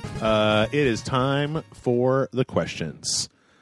Okay. You ready? Yeah. MailRageSite.com is the email address. Throw them at me, sir. Our first question this week comes in from JD. JD says, "Hey, Jeff and John. I'm sure I'm not alone in saying that the recent Smash Brothers Direct was a bit of a letdown. There were some good parts, but I was left feeling overall disappointed. While there have been plenty of level-headed people voicing their own disappointment, I've seen an overwhelming amount of people just spewing hate and anger into the ether and at each other." Excuse me, I'm sorry, I'm chicken. I'm Topo Chico. Everyone is entitled to their opinion, but is there a line where someone should have the sense to step back and say it's just a video game, or are people's outrage mostly justified? Related question, has there been a series, video game or otherwise, that made such a drastic change or decision that you didn't agree with, that you felt the need to cut ties? Thanks for all the awesome conversation, hours of entertainment. Something about the Dong Lord. That's from JD. Well, first off, this is Rage Select? Yeah. We're all about the rage and outrage. So it's sort of. I mean, okay, so we touched on this very briefly, but like, what was it that was? It was just like rumored characters weren't there, that there wasn't enough new stuff. A little while back, there was this thing that insinuated Ken was in the game. Right. Then, like a few weeks later, there was this other leak of this guy who had what looked like promotional material. It was like the big. It was a big banner, and it had like all the characters, and it had like a bunch of new characters that were not originally in it. Okay. And like Ken was one of them. Like I said, there was like 9 new characters and like 10 more levels and like all this other stuff. Okay. And the other thing was that this guy, it was like a video that was not supposed to be made public, that was again like all good debunked, fakes. Right. They make it, they put in enough reasonable, like believable elements to it, like, oh, it's a guy who's a printer at who does promotional materials for different major studios. Right. And you can tell because he also has promotional material for The Grinch in his office. Right. And that this video wasn't supposed to go out, be made public. It was supposed to be private on YouTube. It's on a channel that also has like official, like printed merchandise videos that this company does, but like it's a whole bunch to it. And so there was half the community was like, this is clearly 100% legit. Right. There's evidence that makes it legit. It's going to be the thing. I can't wait for all these fucking characters. They're going to be fucking great. And then like the other half of the community was like, nah, that's a fake. Mm-hmm. Like it is a fake. Trust us. It's a fake. Like there was like another guy who came out and was like, no, it's totally 100% fake, though Ken is going to be in the game, but the rest of it's all fake. Okay. And it kind of split the community in half to the point of that everyone was like really like kind of going at each other. Like I think Kotaku had an article about it. And then this Nintendo Direct happened and everyone went, well, I guess that promotional material was a fake. Mm-hmm. Shit. And a lot of people's hopes were dashed because of it. So Yeah, it's weird because as somebody who's not especially like super big into Smash Brothers, I look at this and I just go like, this seems like I said in the first segment, this seems like one of the most fully featured video games I've ever seen in my life. Right, like the number of characters, the number of stages. So the idea that you would be that because this next reveal wasn't just 80 new characters and 600 additional stages, to me just seems weird because it already seems like for $60 you're going to be getting a fucking hell of a Smash Brothers game, right? Like there doesn't need to be anything else in this motherfucker at this point. Fucking got Simon Belmont. What more do you want? Well, it is interesting because I'm looking at this as a like who are the new characters in Smash Brothers Ultimate, and not the Echo characters, right? There's some Echo characters. Yeah, because it seems like it's King K. Rool, Ridley, Incineroar, Isabelle, Inkling, and Simon are like the new characters, and then there are the Echo characters, which are takes on those on previous characters. But I could but they have a slightly different fighting style. Yes. So it's not like you're playing the exact same character with a different skin. Like it is they're different. Right. You could see the argument though from fans of Smash Brothers that those don't technically count as like brand new characters, right? That they're remixes on stuff. In any case, I don't know. I mean, like I said, I think that everything that I've seen, it seems like all the different stages and the graphics and everything. Like I said earlier, I am perfectly okay with what was announced and what was debunked. I looked at it as, anything extra. I was legitimately expecting this just to be the Wii U version with all past characters added to the game and all past stages added to the game. Right. And maybe some challenge missions, and then they were going to release it and call it a day. Right. Seeing all the fact that we are getting new characters, the fact that we are getting the different single player mode, the fact there's the spirits thing, and the single player story mode, like the Subspace Emissary, but like more in depth. The fact that we're getting all of this stuff, I'm on board. Like they're already way surpassing my expectations for Smash. So as far as the question of what is there a line where someone should have the sense to step back and say it's just a video game, or are people's outrage mostly justified? I'm just going to say that there is there is no answer to that question in my opinion, right? I think the question is different or the answer is different for every person. Yeah, I mean, like people, because should there be a line? Yeah. I mean, I don't know who gets to set that line, right? Yeah, but that's the point. Who gets to set that? Yeah, I mean, the difference between like me as me who doesn't really care about Smash Brothers, I look at that trailer and I'm like, this all looks fine. Like none of this looks bad to me. It's not like, I don't. So I guess if you ask me, it would be like, can those people be mad? I'm like, I mean, if you want to be mad, you can be mad, but it's an individual choice, right? It's not. Like I have been doing both this and have been a fan of video games for so long, and I have been let down so many times by getting hyped as fuck about games that as I've said a bunch of times, I reserve my both expectation and disappointment. I try to reserve the amount of pre-release like, oh my God, it's going to be the best thing ever. Like, I just want to play the game, and then I try to keep my expectations not low, but reasonable, so that if a game is very good, that I could be like, whoa. Like the classic example that I've given a bunch of times is Doom, where I looked at all the footage for Doom, and I was like, oh, this looks like it's just a cash grab on the Doom name. They're making another fucking Doom game. Doom 3 wasn't all that great, and Doom's been just kind of languishing there. So, it's got a bunch of demons, and I got a rocket launcher. I'm the Doom guy. And then I played it. I was just like, holy shit, this is amazing. I was medium about Hitman, when they announced it was going to be episodic. And I was like, I don't know about all this. And then I bought it to play on Rage Select. And I got to tell you, the fact that the first two missions in that game were the training mission and then the a second training mission. Remember, it was like they set up the old missions in that silo or whatever. And then not only that, but then the first mission after that was Paris, which I've never been the biggest fan of that map, of that, just the big, the big house, right? But it was when Sapienza came out that I really started getting into it. But yeah, I mean, the answer to that, I mean, I don't know, JD, like, it's the internet, right? Like, everybody, it's not like if you're being unreasonable on Twitter that they ban you, or that, like, if you're gross in YouTube comments that you're going to get auto banned. I mean, it's just whatever people want to do, that's what people do. I personally think that people get a little bit too wound up from time to time about this stuff, because, it's I don't know, it's fine. For example, you and I have talked a bunch of times about Steam reviews and how people on Steam will be like, frame rate locked, thumbs down, 0, right? And it's just like, well, to me, that's just one aspect of the entire game that you're giving your review for, and just that one thing isn't enough to be like, this is the worst game I've ever played in my life. But it's also worth noting that,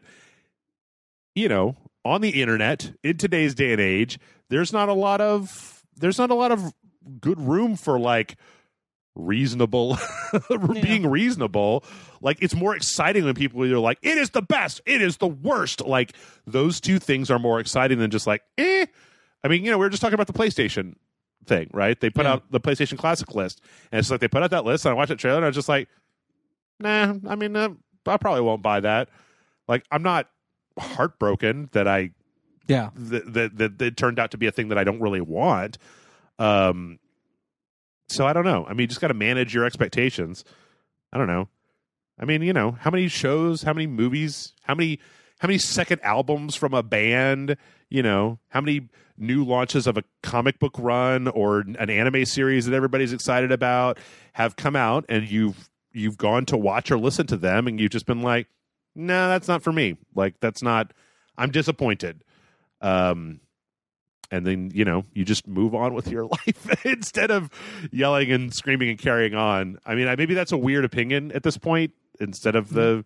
Well, his last question was, yes. Are there any games that you've made such a drastic change or decision that you didn't agree with, that you felt the need to cut ties with a franchise? I feel like the latest Assassin's Creed game is that for me. Yeah. Like, that game looks like so little like Assassin's Creed to me now.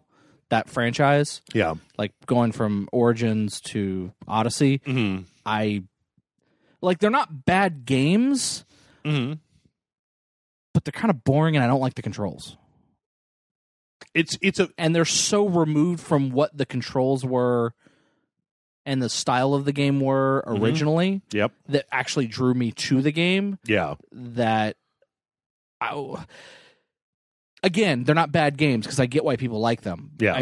They're so far removed from those that I'm just like, this franchise is no longer the franchise that I enjoyed, and I think I'm done. Yeah. I think after playing Odyssey and being bored out of my fucking mind for like 9 hours, mm-hmm. I'm done. Like, I don't care. Yeah. Like, up until I'm trying to think, up until 4? Unity? Right before, the one before Unity. That was Black Flag, right? Yeah. Yeah. I think so. I had beaten to completion every Assassin's Creed game. Yep, me too. Unity I never played because I didn't have an Xbox or an Xbox One or a PlayStation 4 at the time. Right. Because I couldn't afford it, and I'd heard all the bad reviews. I just kind of ignored it. And then I played Syndicate. Mm-hmm. I didn't finish it. I did. It was okay. And I didn't finish, like I said, I didn't finish Odyssey. I didn't finish Origins. Right. I don't care anymore.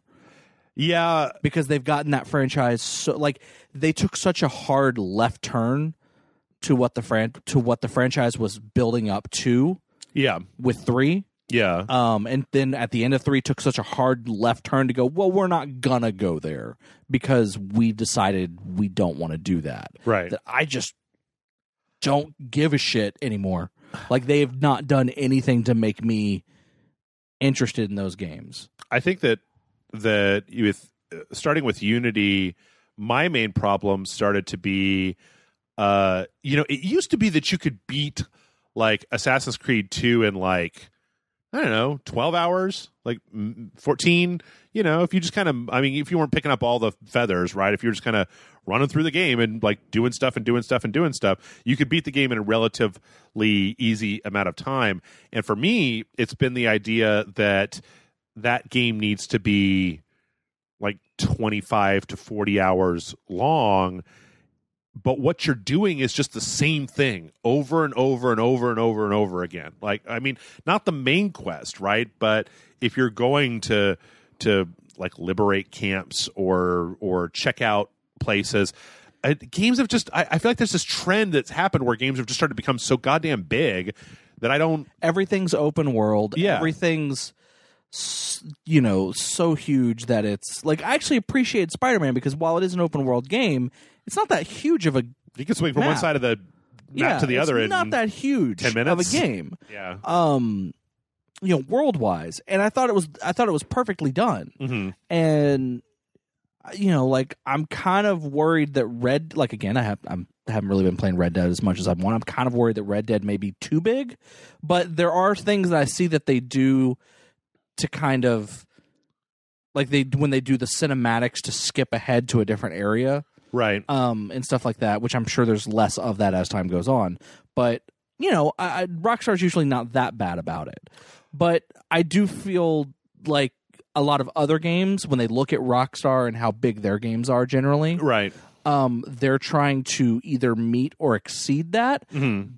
But they don't come at it with the mentality that I feel like Rockstar does with their open world games. Yeah. Where they go, okay, if we're going to make it this big, we have to make it have purpose, have a reason to be this big. Yeah. And have to make it so that you're not repeatedly doing the exact same thing every single step. And you could do the exact same thing if you wanted, but you don't have to.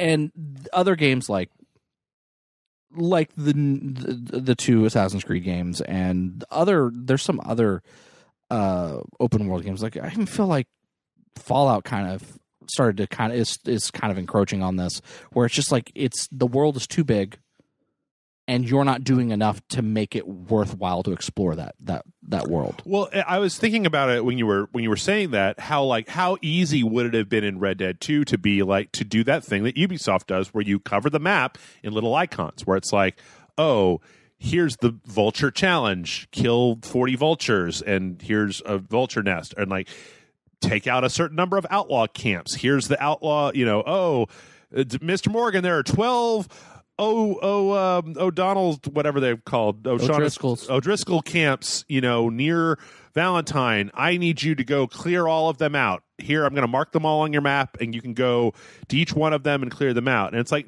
but they don't do that. The way that it is like, they do have O'Driscoll camps that show up, but you'll just see smoke right in the distance, and then you could choose to just go over to that smoke and see what's going on there.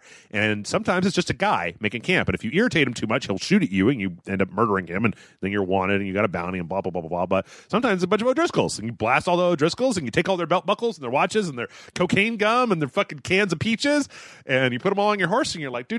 But like I chose to do that. It wasn't a one of 50 things. That's what irritates me is a lot of times when these open world games, Tomb Raider has started to kind of do that too. Yeah, right? no, Tomb Raider was the same way. Where it's like the whole map is full of a list. It's a big list of you got 1 out of 16 these or 4 out of 25 artifacts or whatever. And there are places in Red Dead where they ask you to, like there's a person who basically, there's been a few people so far that have been like, I'm looking for this item. If you run across any of these, send them to me and then I'll give you money for them, basically. Yeah. But not a lot of them. And it isn't front and center. So like, yeah. And the other thing about Red Dead. But again, those same, because you're talking about a lot of those, like each area has like, oh, you got to do 20 of these. Spider-Man had that. Spider-Man has that.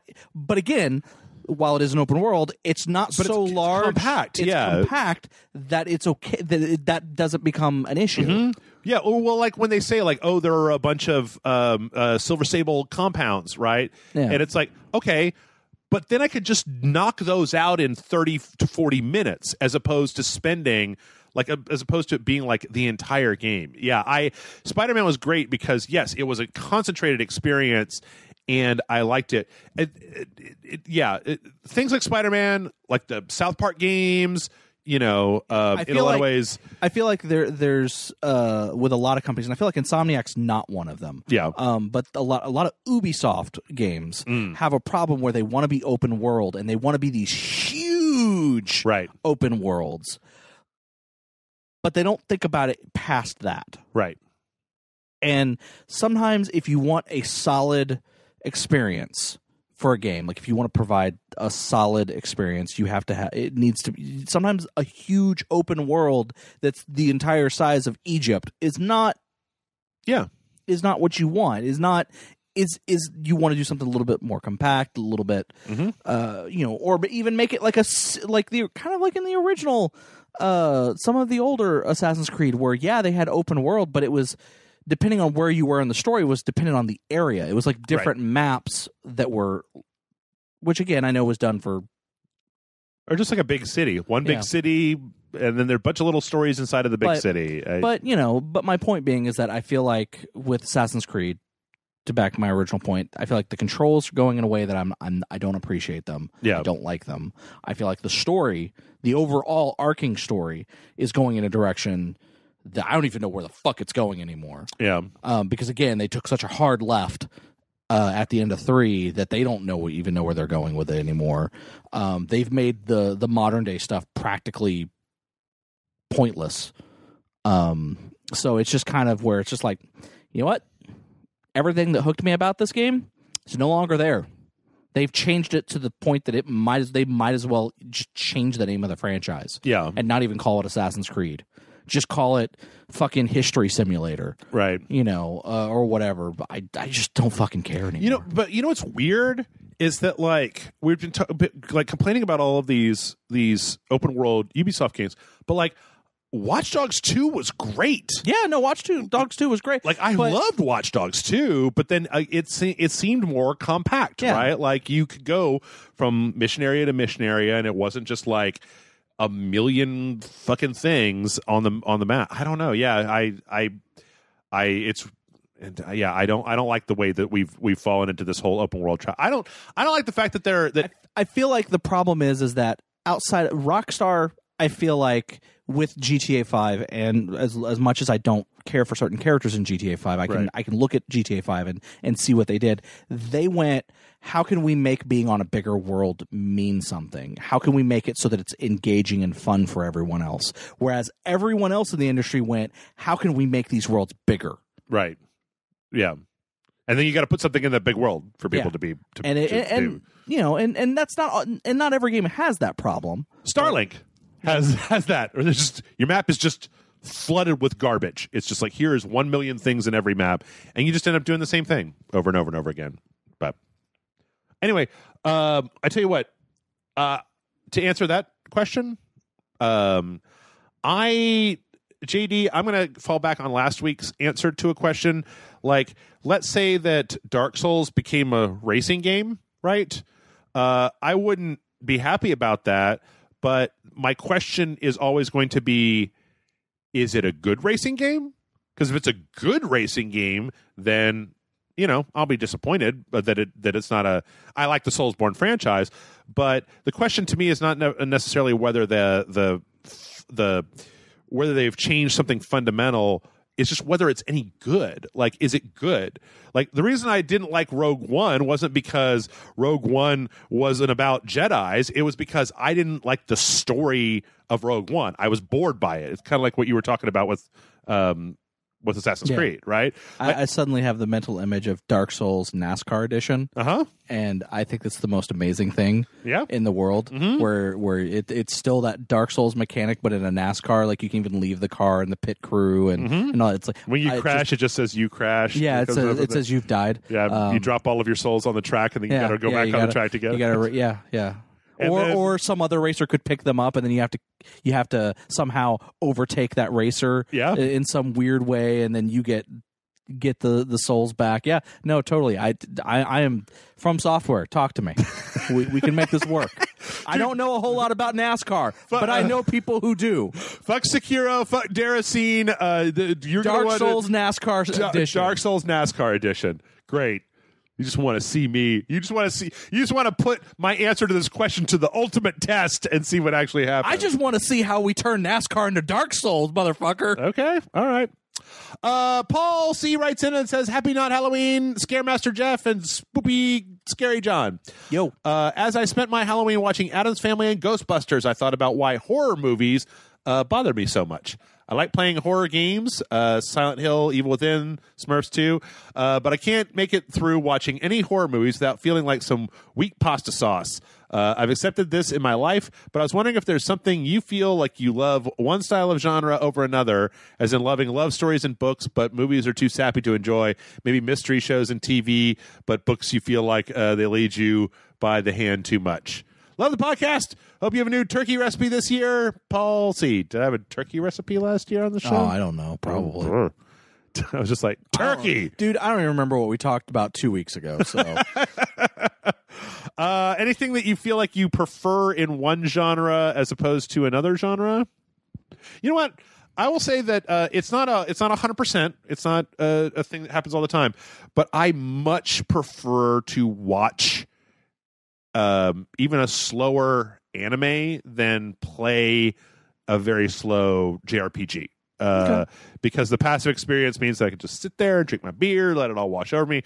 Whereas when I'm playing a game, because it's active, when a game is slow, I start to get twitchy about just like, let me do something. Come on, let me do something. I'm trying to think if there's a genre specifically, and like I feel like it's kind of funny because there's something that Amanda talked to me about after you guys recorded that was something you guys talked about. Okay. And it kind of, I said something and then she was like, that's exactly what me and Jeff talked about, and kind of went into, which is Eldritch Horror. Eldritch Horror is great on the page as a written book. I even love it as an audio book, like an actual read aloud story. Right. But the second you make it visual, it loses 100% of everything that made it scary. Yep. And I think she might have even said it because I would imagine she would have. The closest we've ever gotten to a good Eldritch Horror style movie is probably In the Mouth of Madness by John Carpenter. Right.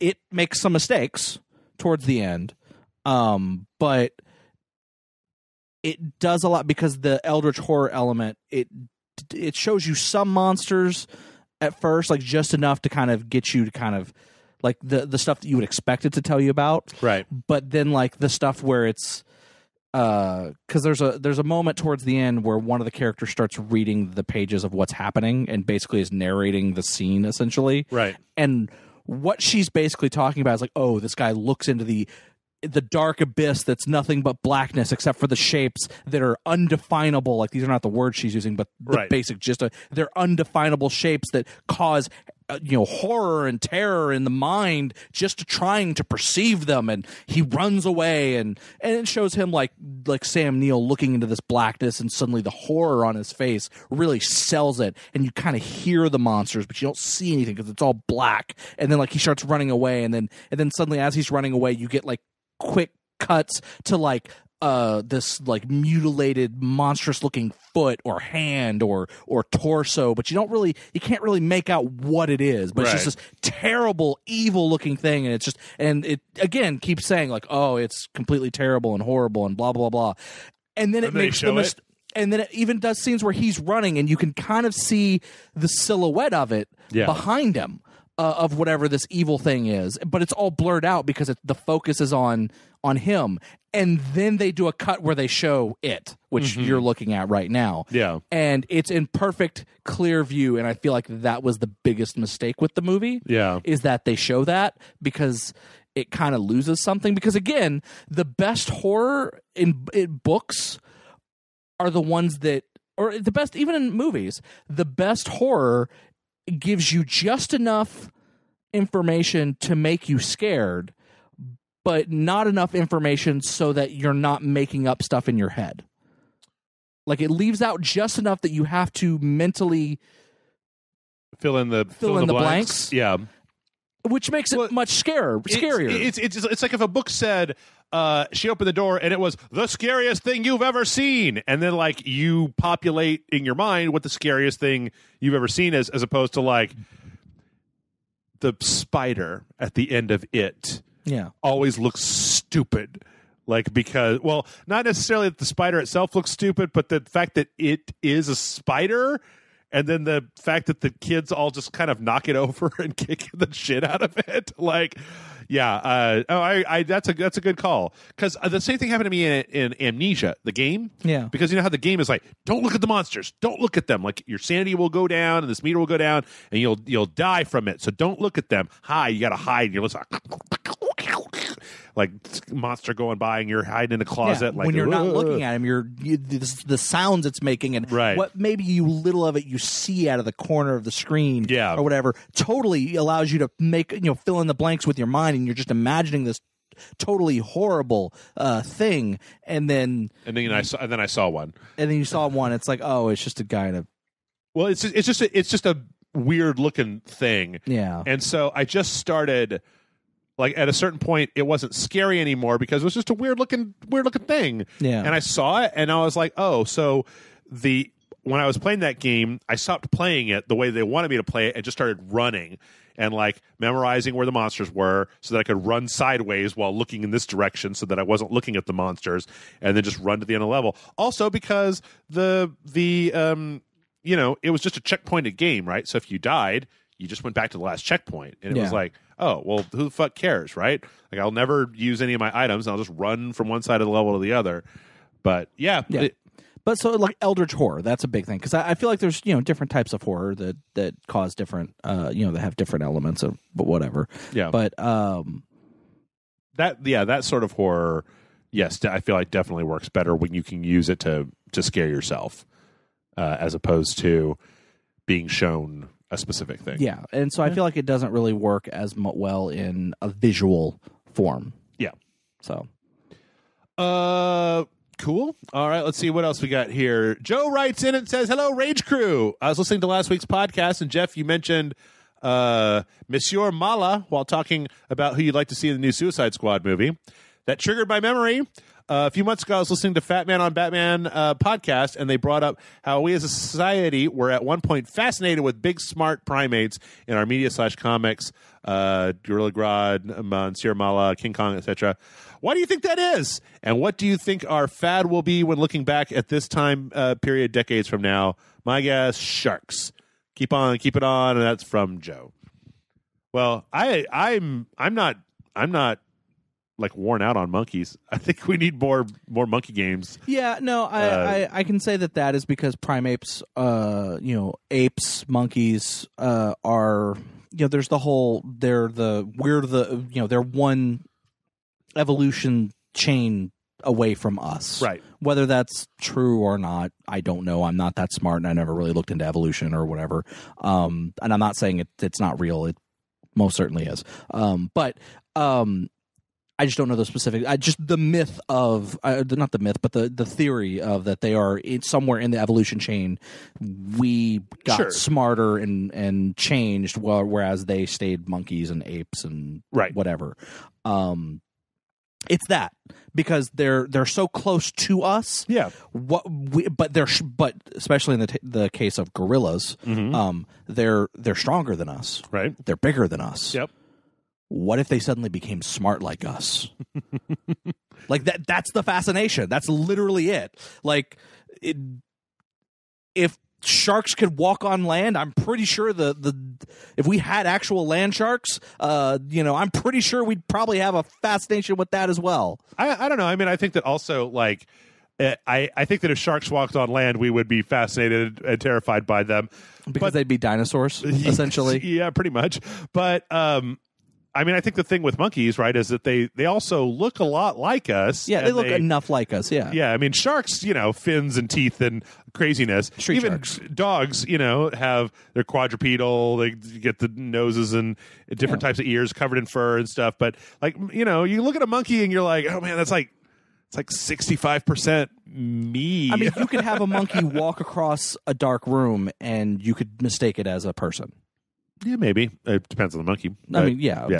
But yeah, I mean, I definitely that's it, right? I mean, they're close to us. Nothing else is close to us. We personify everything, man. You put fucking googly eyes on a piece of fruit, you might feel bad about taking a big bite out was of it. that Tom Castaway? Oh, Fucking- yeah, with Wilson? Yeah. Wilson the volleyball? Yeah. Yeah. I mean, human beings in general empathize with stuff that has eyes and looks at us. And, primates, I think, trigger that, like, recognition of, like, oh, that's a thing that I recognize that it looks a lot like me. And then what do you think, as we look back, what do you think our fad will be when looking back at this time period decades from now? Superheroes, right? I mean, superheroes. But I mean, if you're looking at like animals, like I'm assuming that's what he was asking for. yeah, Is like what animal, like what animal gets changed just slightly and suddenly becomes a whole new thing. Yeah, he's right. It's sharks because we've had fucking Sharknadoes. We've had fucking the Meg. We've had the fucking baby shark. I don't know what that is. It's an internet meme. It's a little song. It's like baby shark do do do do do do. Okay, Nope. whatever. Yep. Never heard it. So yeah, but it's fucking sharks are probably the fad from right now. Yeah. Okay. Let's see. Next up, Kate writes in and says, "Dear best game website ever. I just bought Red Dead 2. Good job. Rather turned off by the fact that this game has blocked off extra missions into pre-order bonuses. I'm fine with cosmetic crap or stupid bullshit weapons being blocked by pre-order bonuses, but story content, regardless of importance, is really shitty. Mass Effect 3 had the Prothean as day one DLC, but you could buy them at any time after that. As far as I've seen, we don't have any access to these missions at all without pre-ordering. I did not pre-order because of the law of Jeff says this is some smelly old horse shit. My question is, what the fuck? You little patron, Kate. Was there pre-order Bank missions. Yeah, heists. There were heist missions. interesting? Yeah. Like full-on story-based robbery stuff? Well, I don't know if they were story based, but they're full on like heists that you can do. Interesting. Like that become available as you play the game. Okay. Like, I pre-ordered it. Yeah. And I have the special edition, which is the second one, because there's the standard edition, special edition, and deluxe edition. Yes. The only difference between the special edition and the deluxe edition is that the deluxe edition came with some Red Dead Online stuff, but all the single player content, extra stuff was the same. So yeah, I think it was like some heists and yeah. Okay. Bank robbery mission and gang hideout in story mode. Double Black Thoroughbred, Talisman and Medallion bonuses, gameplay boost, cash bonuses and discounts, Nuevo Perdiso, Gunslinger outfit. Yeah, so the heist and gang hideout. Yeah, Kate, I will say that, I mean, like, I very much, a lot of times with this stuff, am a do as I say, not as I do, because I also pre-ordered Red Dead 2 just because the time that Jason wanted to come over to record it, and with the fucking 100 gig install, like I needed to have it loaded, like beforehand. I mean, so you sometimes have to pre-order stuff because it involves like getting access to it early, right, or getting access to a beta, or like you've done that so that you could have stuff for the site, which is totally understandable. And you've even said that if you didn't have to do it with the site, you probably would have said, fuck your pre-orders. Mm-hmm. Yeah, I mean, if I hadn't done that, I would have, because I have the digital version, right? I would have a physical copy of Red Dead Redemption 2, and I would have sat there and let it installed while I smoked cigarettes and went, come on already. But as far as what the fuck, I mean, it is the thing, right? Like, they want you to pre-order, and the only way to do that is to incentivize this. I don't think, I mean, the way that is the way that is listed is his bank robbery mission. Like, are there multiples? Is it just one? Like, you're probably not missing like a shitload. You're not really missing any of the actual core components of the actual game. I mean, this is the reason that I feel like people shouldn't pre-order, is because pre-ordering, it rewards a game. I don't think you should pre-order stuff, but that's just me. Also, if I'm not mistaken, I think that's just with the special edition. Like, I don't think that's a pre-order bonus. Yeah. I can't remember what actually came for pre-order. Well, I do know that when I started the game, a bunch of the guns were unlocked. Yeah. Like the pump action shotgun and Yeah. a few of the revolvers and such were unlocked. And I had a big chunk of money as well. But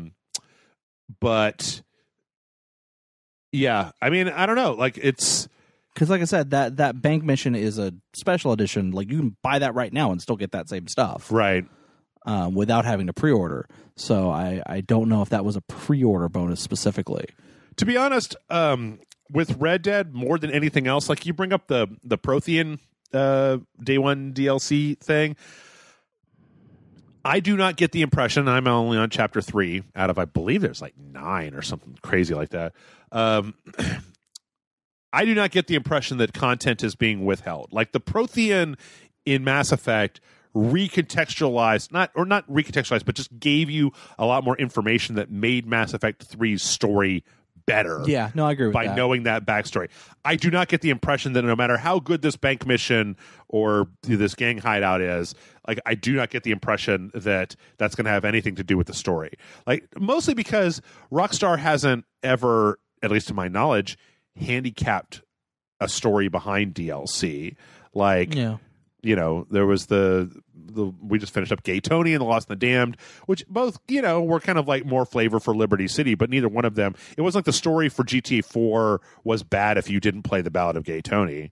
Whereas I could definitely make a case that like between the Day One, Leviathan, and then the Citadel missions in Mass Effect 3, all of which were DLC, made that game way better than it was at launch. Yeah. So, Kate, I agree. What the fuck? I don't think that you should be holding stuff back, but I'll tell you what. Red Dead Redemption 2 is so goddamn big and so goddamn dense, I don't think you're missing anything, even if it's a full-on bank heist mission. It is shitty that it is taken out, and I don't like that. And if you ask me, I'll say boo. But on the other hand, I just don't think that you're going to be losing any actual story, any of the actual main story, which the fucking story is blowing my mind. Like it took a while to get there, but like woof. Anywho, let's see. Michael writes in and says, "Hello, Jeff and John. I've been listening to a lot of video game soundtracks. So it helps keep me focused during work. I believe the nostalgic feeling of listening to music of some of my favorite genres, coupled with the favorite games, coupled with the fact that they don't have any lyrics, does a lot for my work ethic. My question is, what are some of your favorite video game soundtracks? And do you know of any video game composers that you like in particular? Some of my favorites include Grant Kirkhope from Banjo-Kazooie, Yoko Shimomura from Kingdom Hearts, and Christoph Heral, who composed Rayman, Beyond Good and Evil. Thanks again for reading my question. Your fan, Michael." I think we've answered this a few times before, but we have answered these a few times before. I can say one of my favorite composers recently, and I think he's only done like 2 or 3 games, but he also does movies as well, is Disasterpeace, who did for Fez, if I'm not mistaken. Okay. But they also did the music for It Follows, the movie. Oh, okay. Disasterpeace is really good. But, you know, other like soundtracks that are really good, I like both Bastion and Transistor. Mm-hmm. I like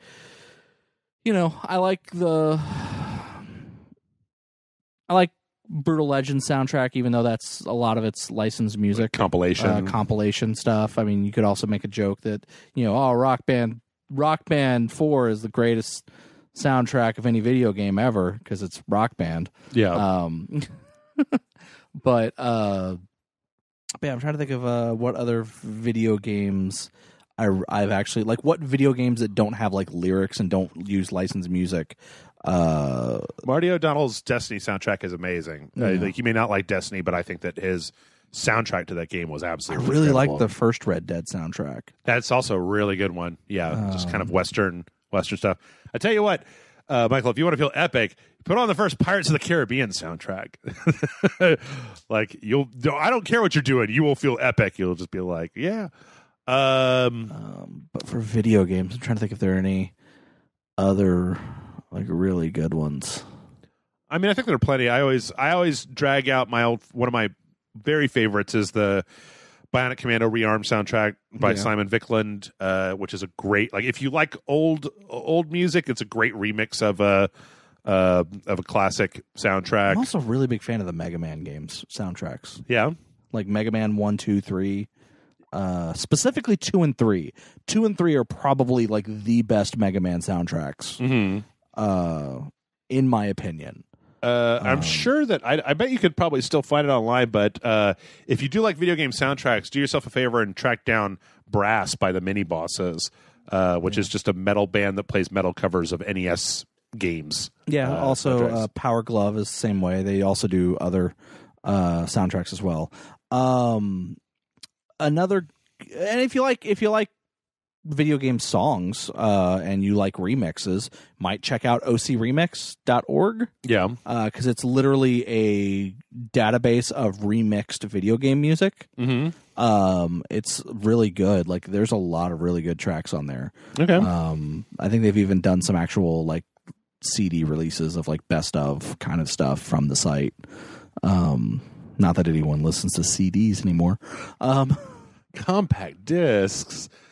Yeah, I don't know. The one of the problems that I think I have is, and I think I bring this up whenever we talk about this, is that the best video game soundtracks kind of fade into the background to the point where it's just enhancing what I'm doing, and I'm not just like, wow, this is amazing. I do feel like Halo's soundtracks are pretty damn good too. Yeah.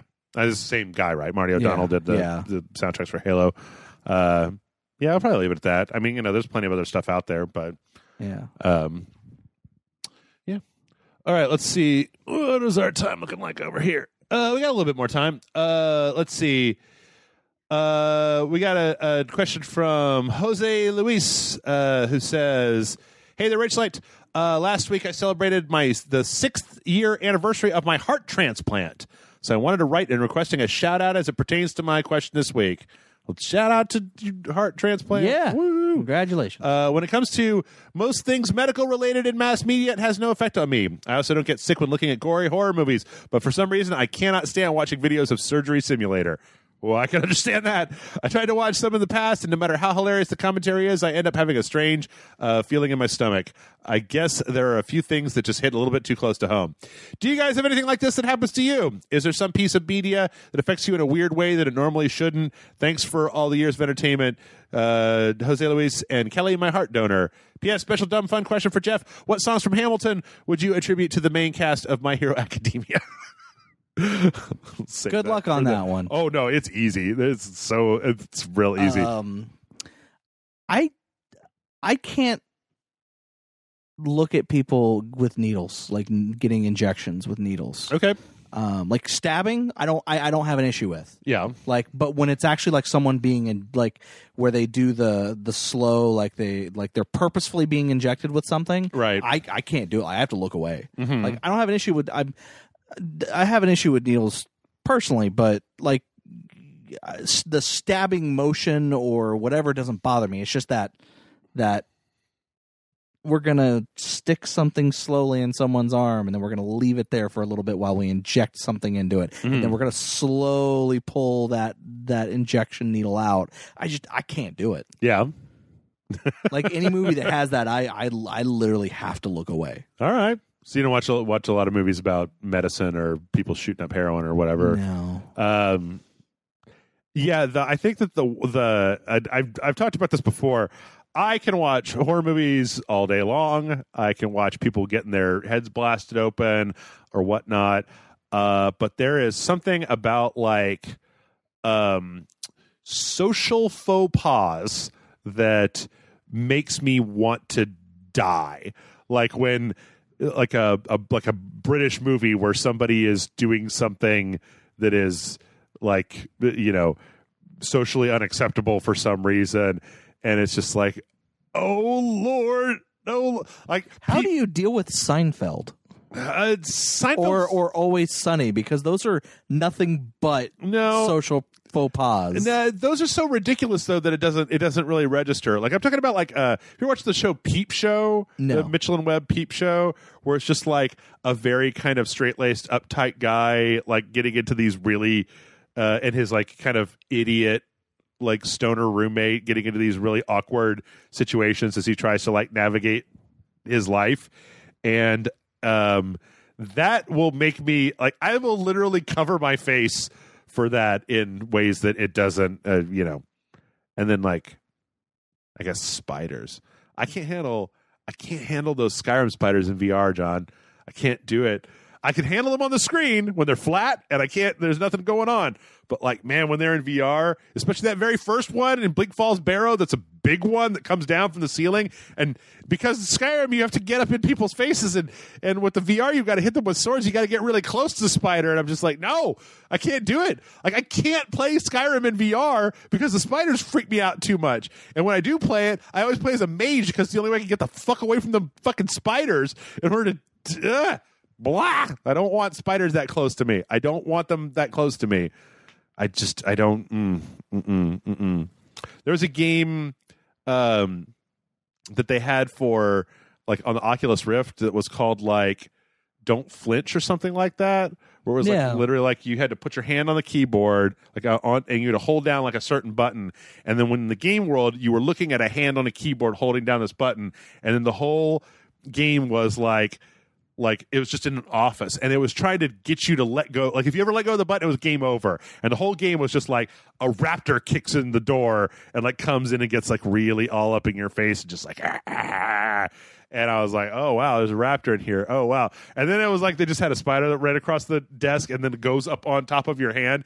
And you know how it is in VR when you're like something is happening to you in VR, but your dumb body is now like, oh, you can feel that on your actual hand. And I was just like, ah! And that was then I lost the game, and I was like, well, I know that in order to get further in the game, I'm gonna have to let that spider go over my hand. And so I tried it again, and it was like, it doesn't just go over your hand, it like sits on your hand and like crawls up your arm closer and closer to your face. And I was just like, no sir, no thank you.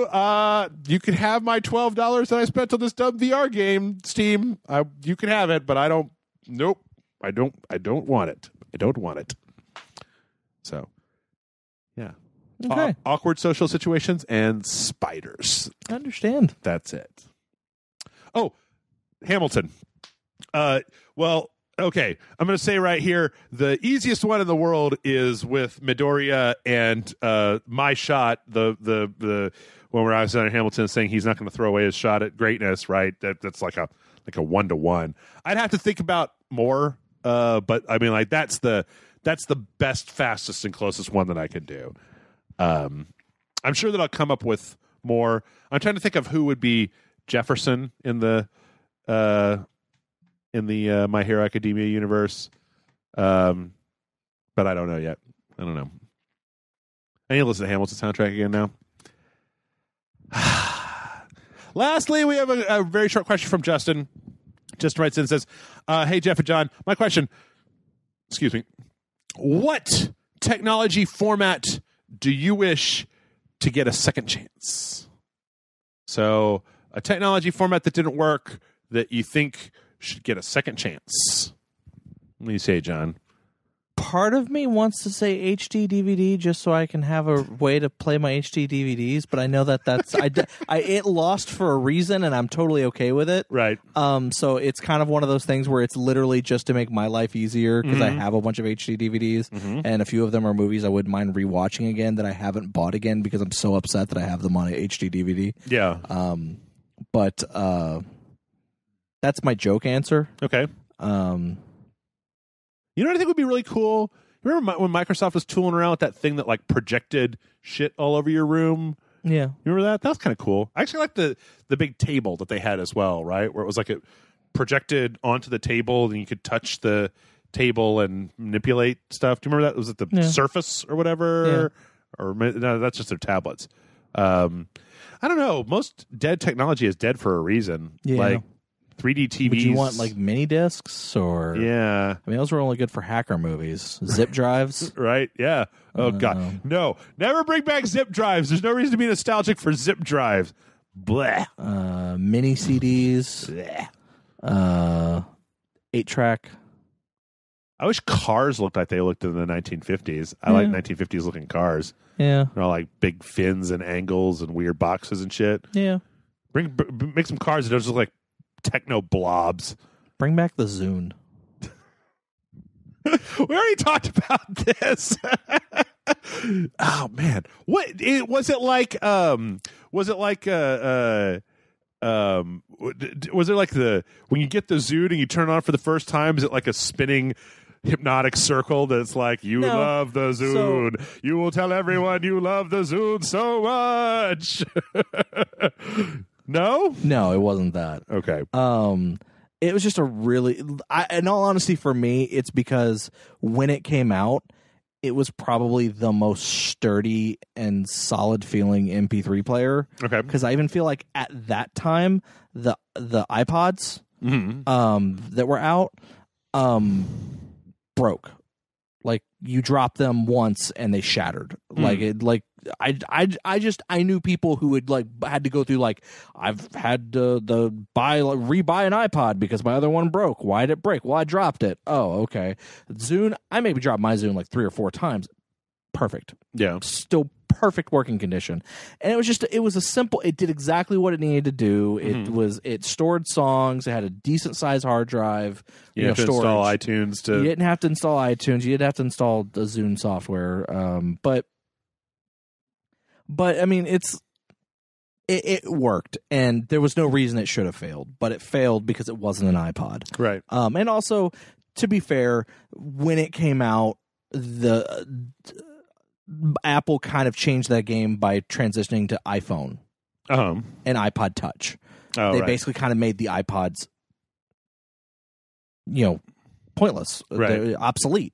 Like they made iPods and MP3 players obsolete by putting out a phone that was such a good MP3 player, but it also did really good for phones. Mm-hmm. And it kind of made everything obsolete comparatively. So yeah. But I'm trying to think of anything here. I'm like, but what would I really want to have? I'd like, in all honesty, like you said, if it failed for a reason, and I really don't want to. I am honestly a tech early adopter. I tend to early adopt a lot of stuff. Yeah. And that a lot of times bites me in the butt because the early thing I early adopted doesn't do as well. Right. Or maybe if it's a situation where two devices that do the same thing came out, I had to choose between one of them. Sometimes I choose the one that ends up being the thing. Sometimes I choose the one that ends up not being the thing that I want. Right on. And maybe the thing that I got was good, but the other one caught on faster. Yeah. And I'm fucked because of that. Which, I was thinking my go-to answer for that would be VR, but I mean VR is still a thing, right? Yeah. And I was actually about to say I kind of liked. We're looking at this video right now. I liked the Motorola Razr phone when I had one of those. Remember when everybody was this thing? Apparently, there's a new one, a V4 foldable smartphone, the Razr, V4. I don't know if this is for a real thing, but I want it. I kind of want it. That's weird. I kind of miss having a phone that went easier into your pocket and wasn't like a big old motherfucker. This can't be a real thing, can it? It screams Like a proof of concept. Yeah. Like, not because that's all CGI. That's not actually a real thing. Yeah. But hey, if it's something that's slated to come out in 2019, or that they're gonna try to have the technology affordable and everything in 2020, yeah, that's cool. But yeah, I don't know. I mean, if I'm sorry, I don't have a better answer for this. I want that pagers back. I want that streaming tech to work. Yeah. I wish that somebody would actually make it work. I feel like Google Fiber here in Austin got stalled. Yeah. So I feel like as far as the streaming, the cloud-based streaming stuff, the biggest problem with that is the infrastructure. Yeah. Is America's, the U.S., United States, their internet infrastructure is garbage. Yep. You and I, we probably have what other people would consider great internet. You have some headaches with it because of a lot of the stuff that you do for the site. Yep. I would probably also have headaches with mine for the same reasons. But they're pretty decent internet. there are places, lots of places that a lot of people don't think about that have garbage internet or don't have any broadband internet. Right. There are large spots of the U.S. that do not have broadband internet. Mm-hmm. And just the infrastructure's not there for it. Like, while the companies that make the streaming service, they have the infrastructure to make it so that they can get all of that streamed out properly. Mm-hmm. It's the fact that the consumer isn't at the same level. Yeah. Whereas in places like Europe, the UK, they adopted broadband very quickly. And they actually can benefit from places like that, from services like that. Whereas here, and typically those type of services do better overseas than they do here in the States because of the fact that their infrastructure is better set up for it. Yeah.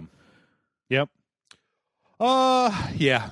And with that, I think that we're both brain dead enough. So let's wrap it up. Mail@ragesight.com is the email address. Send in your questions, and we will answer them. Yeah, I think that's it. I think that's it, John. Another successful podcast. Yes. All right.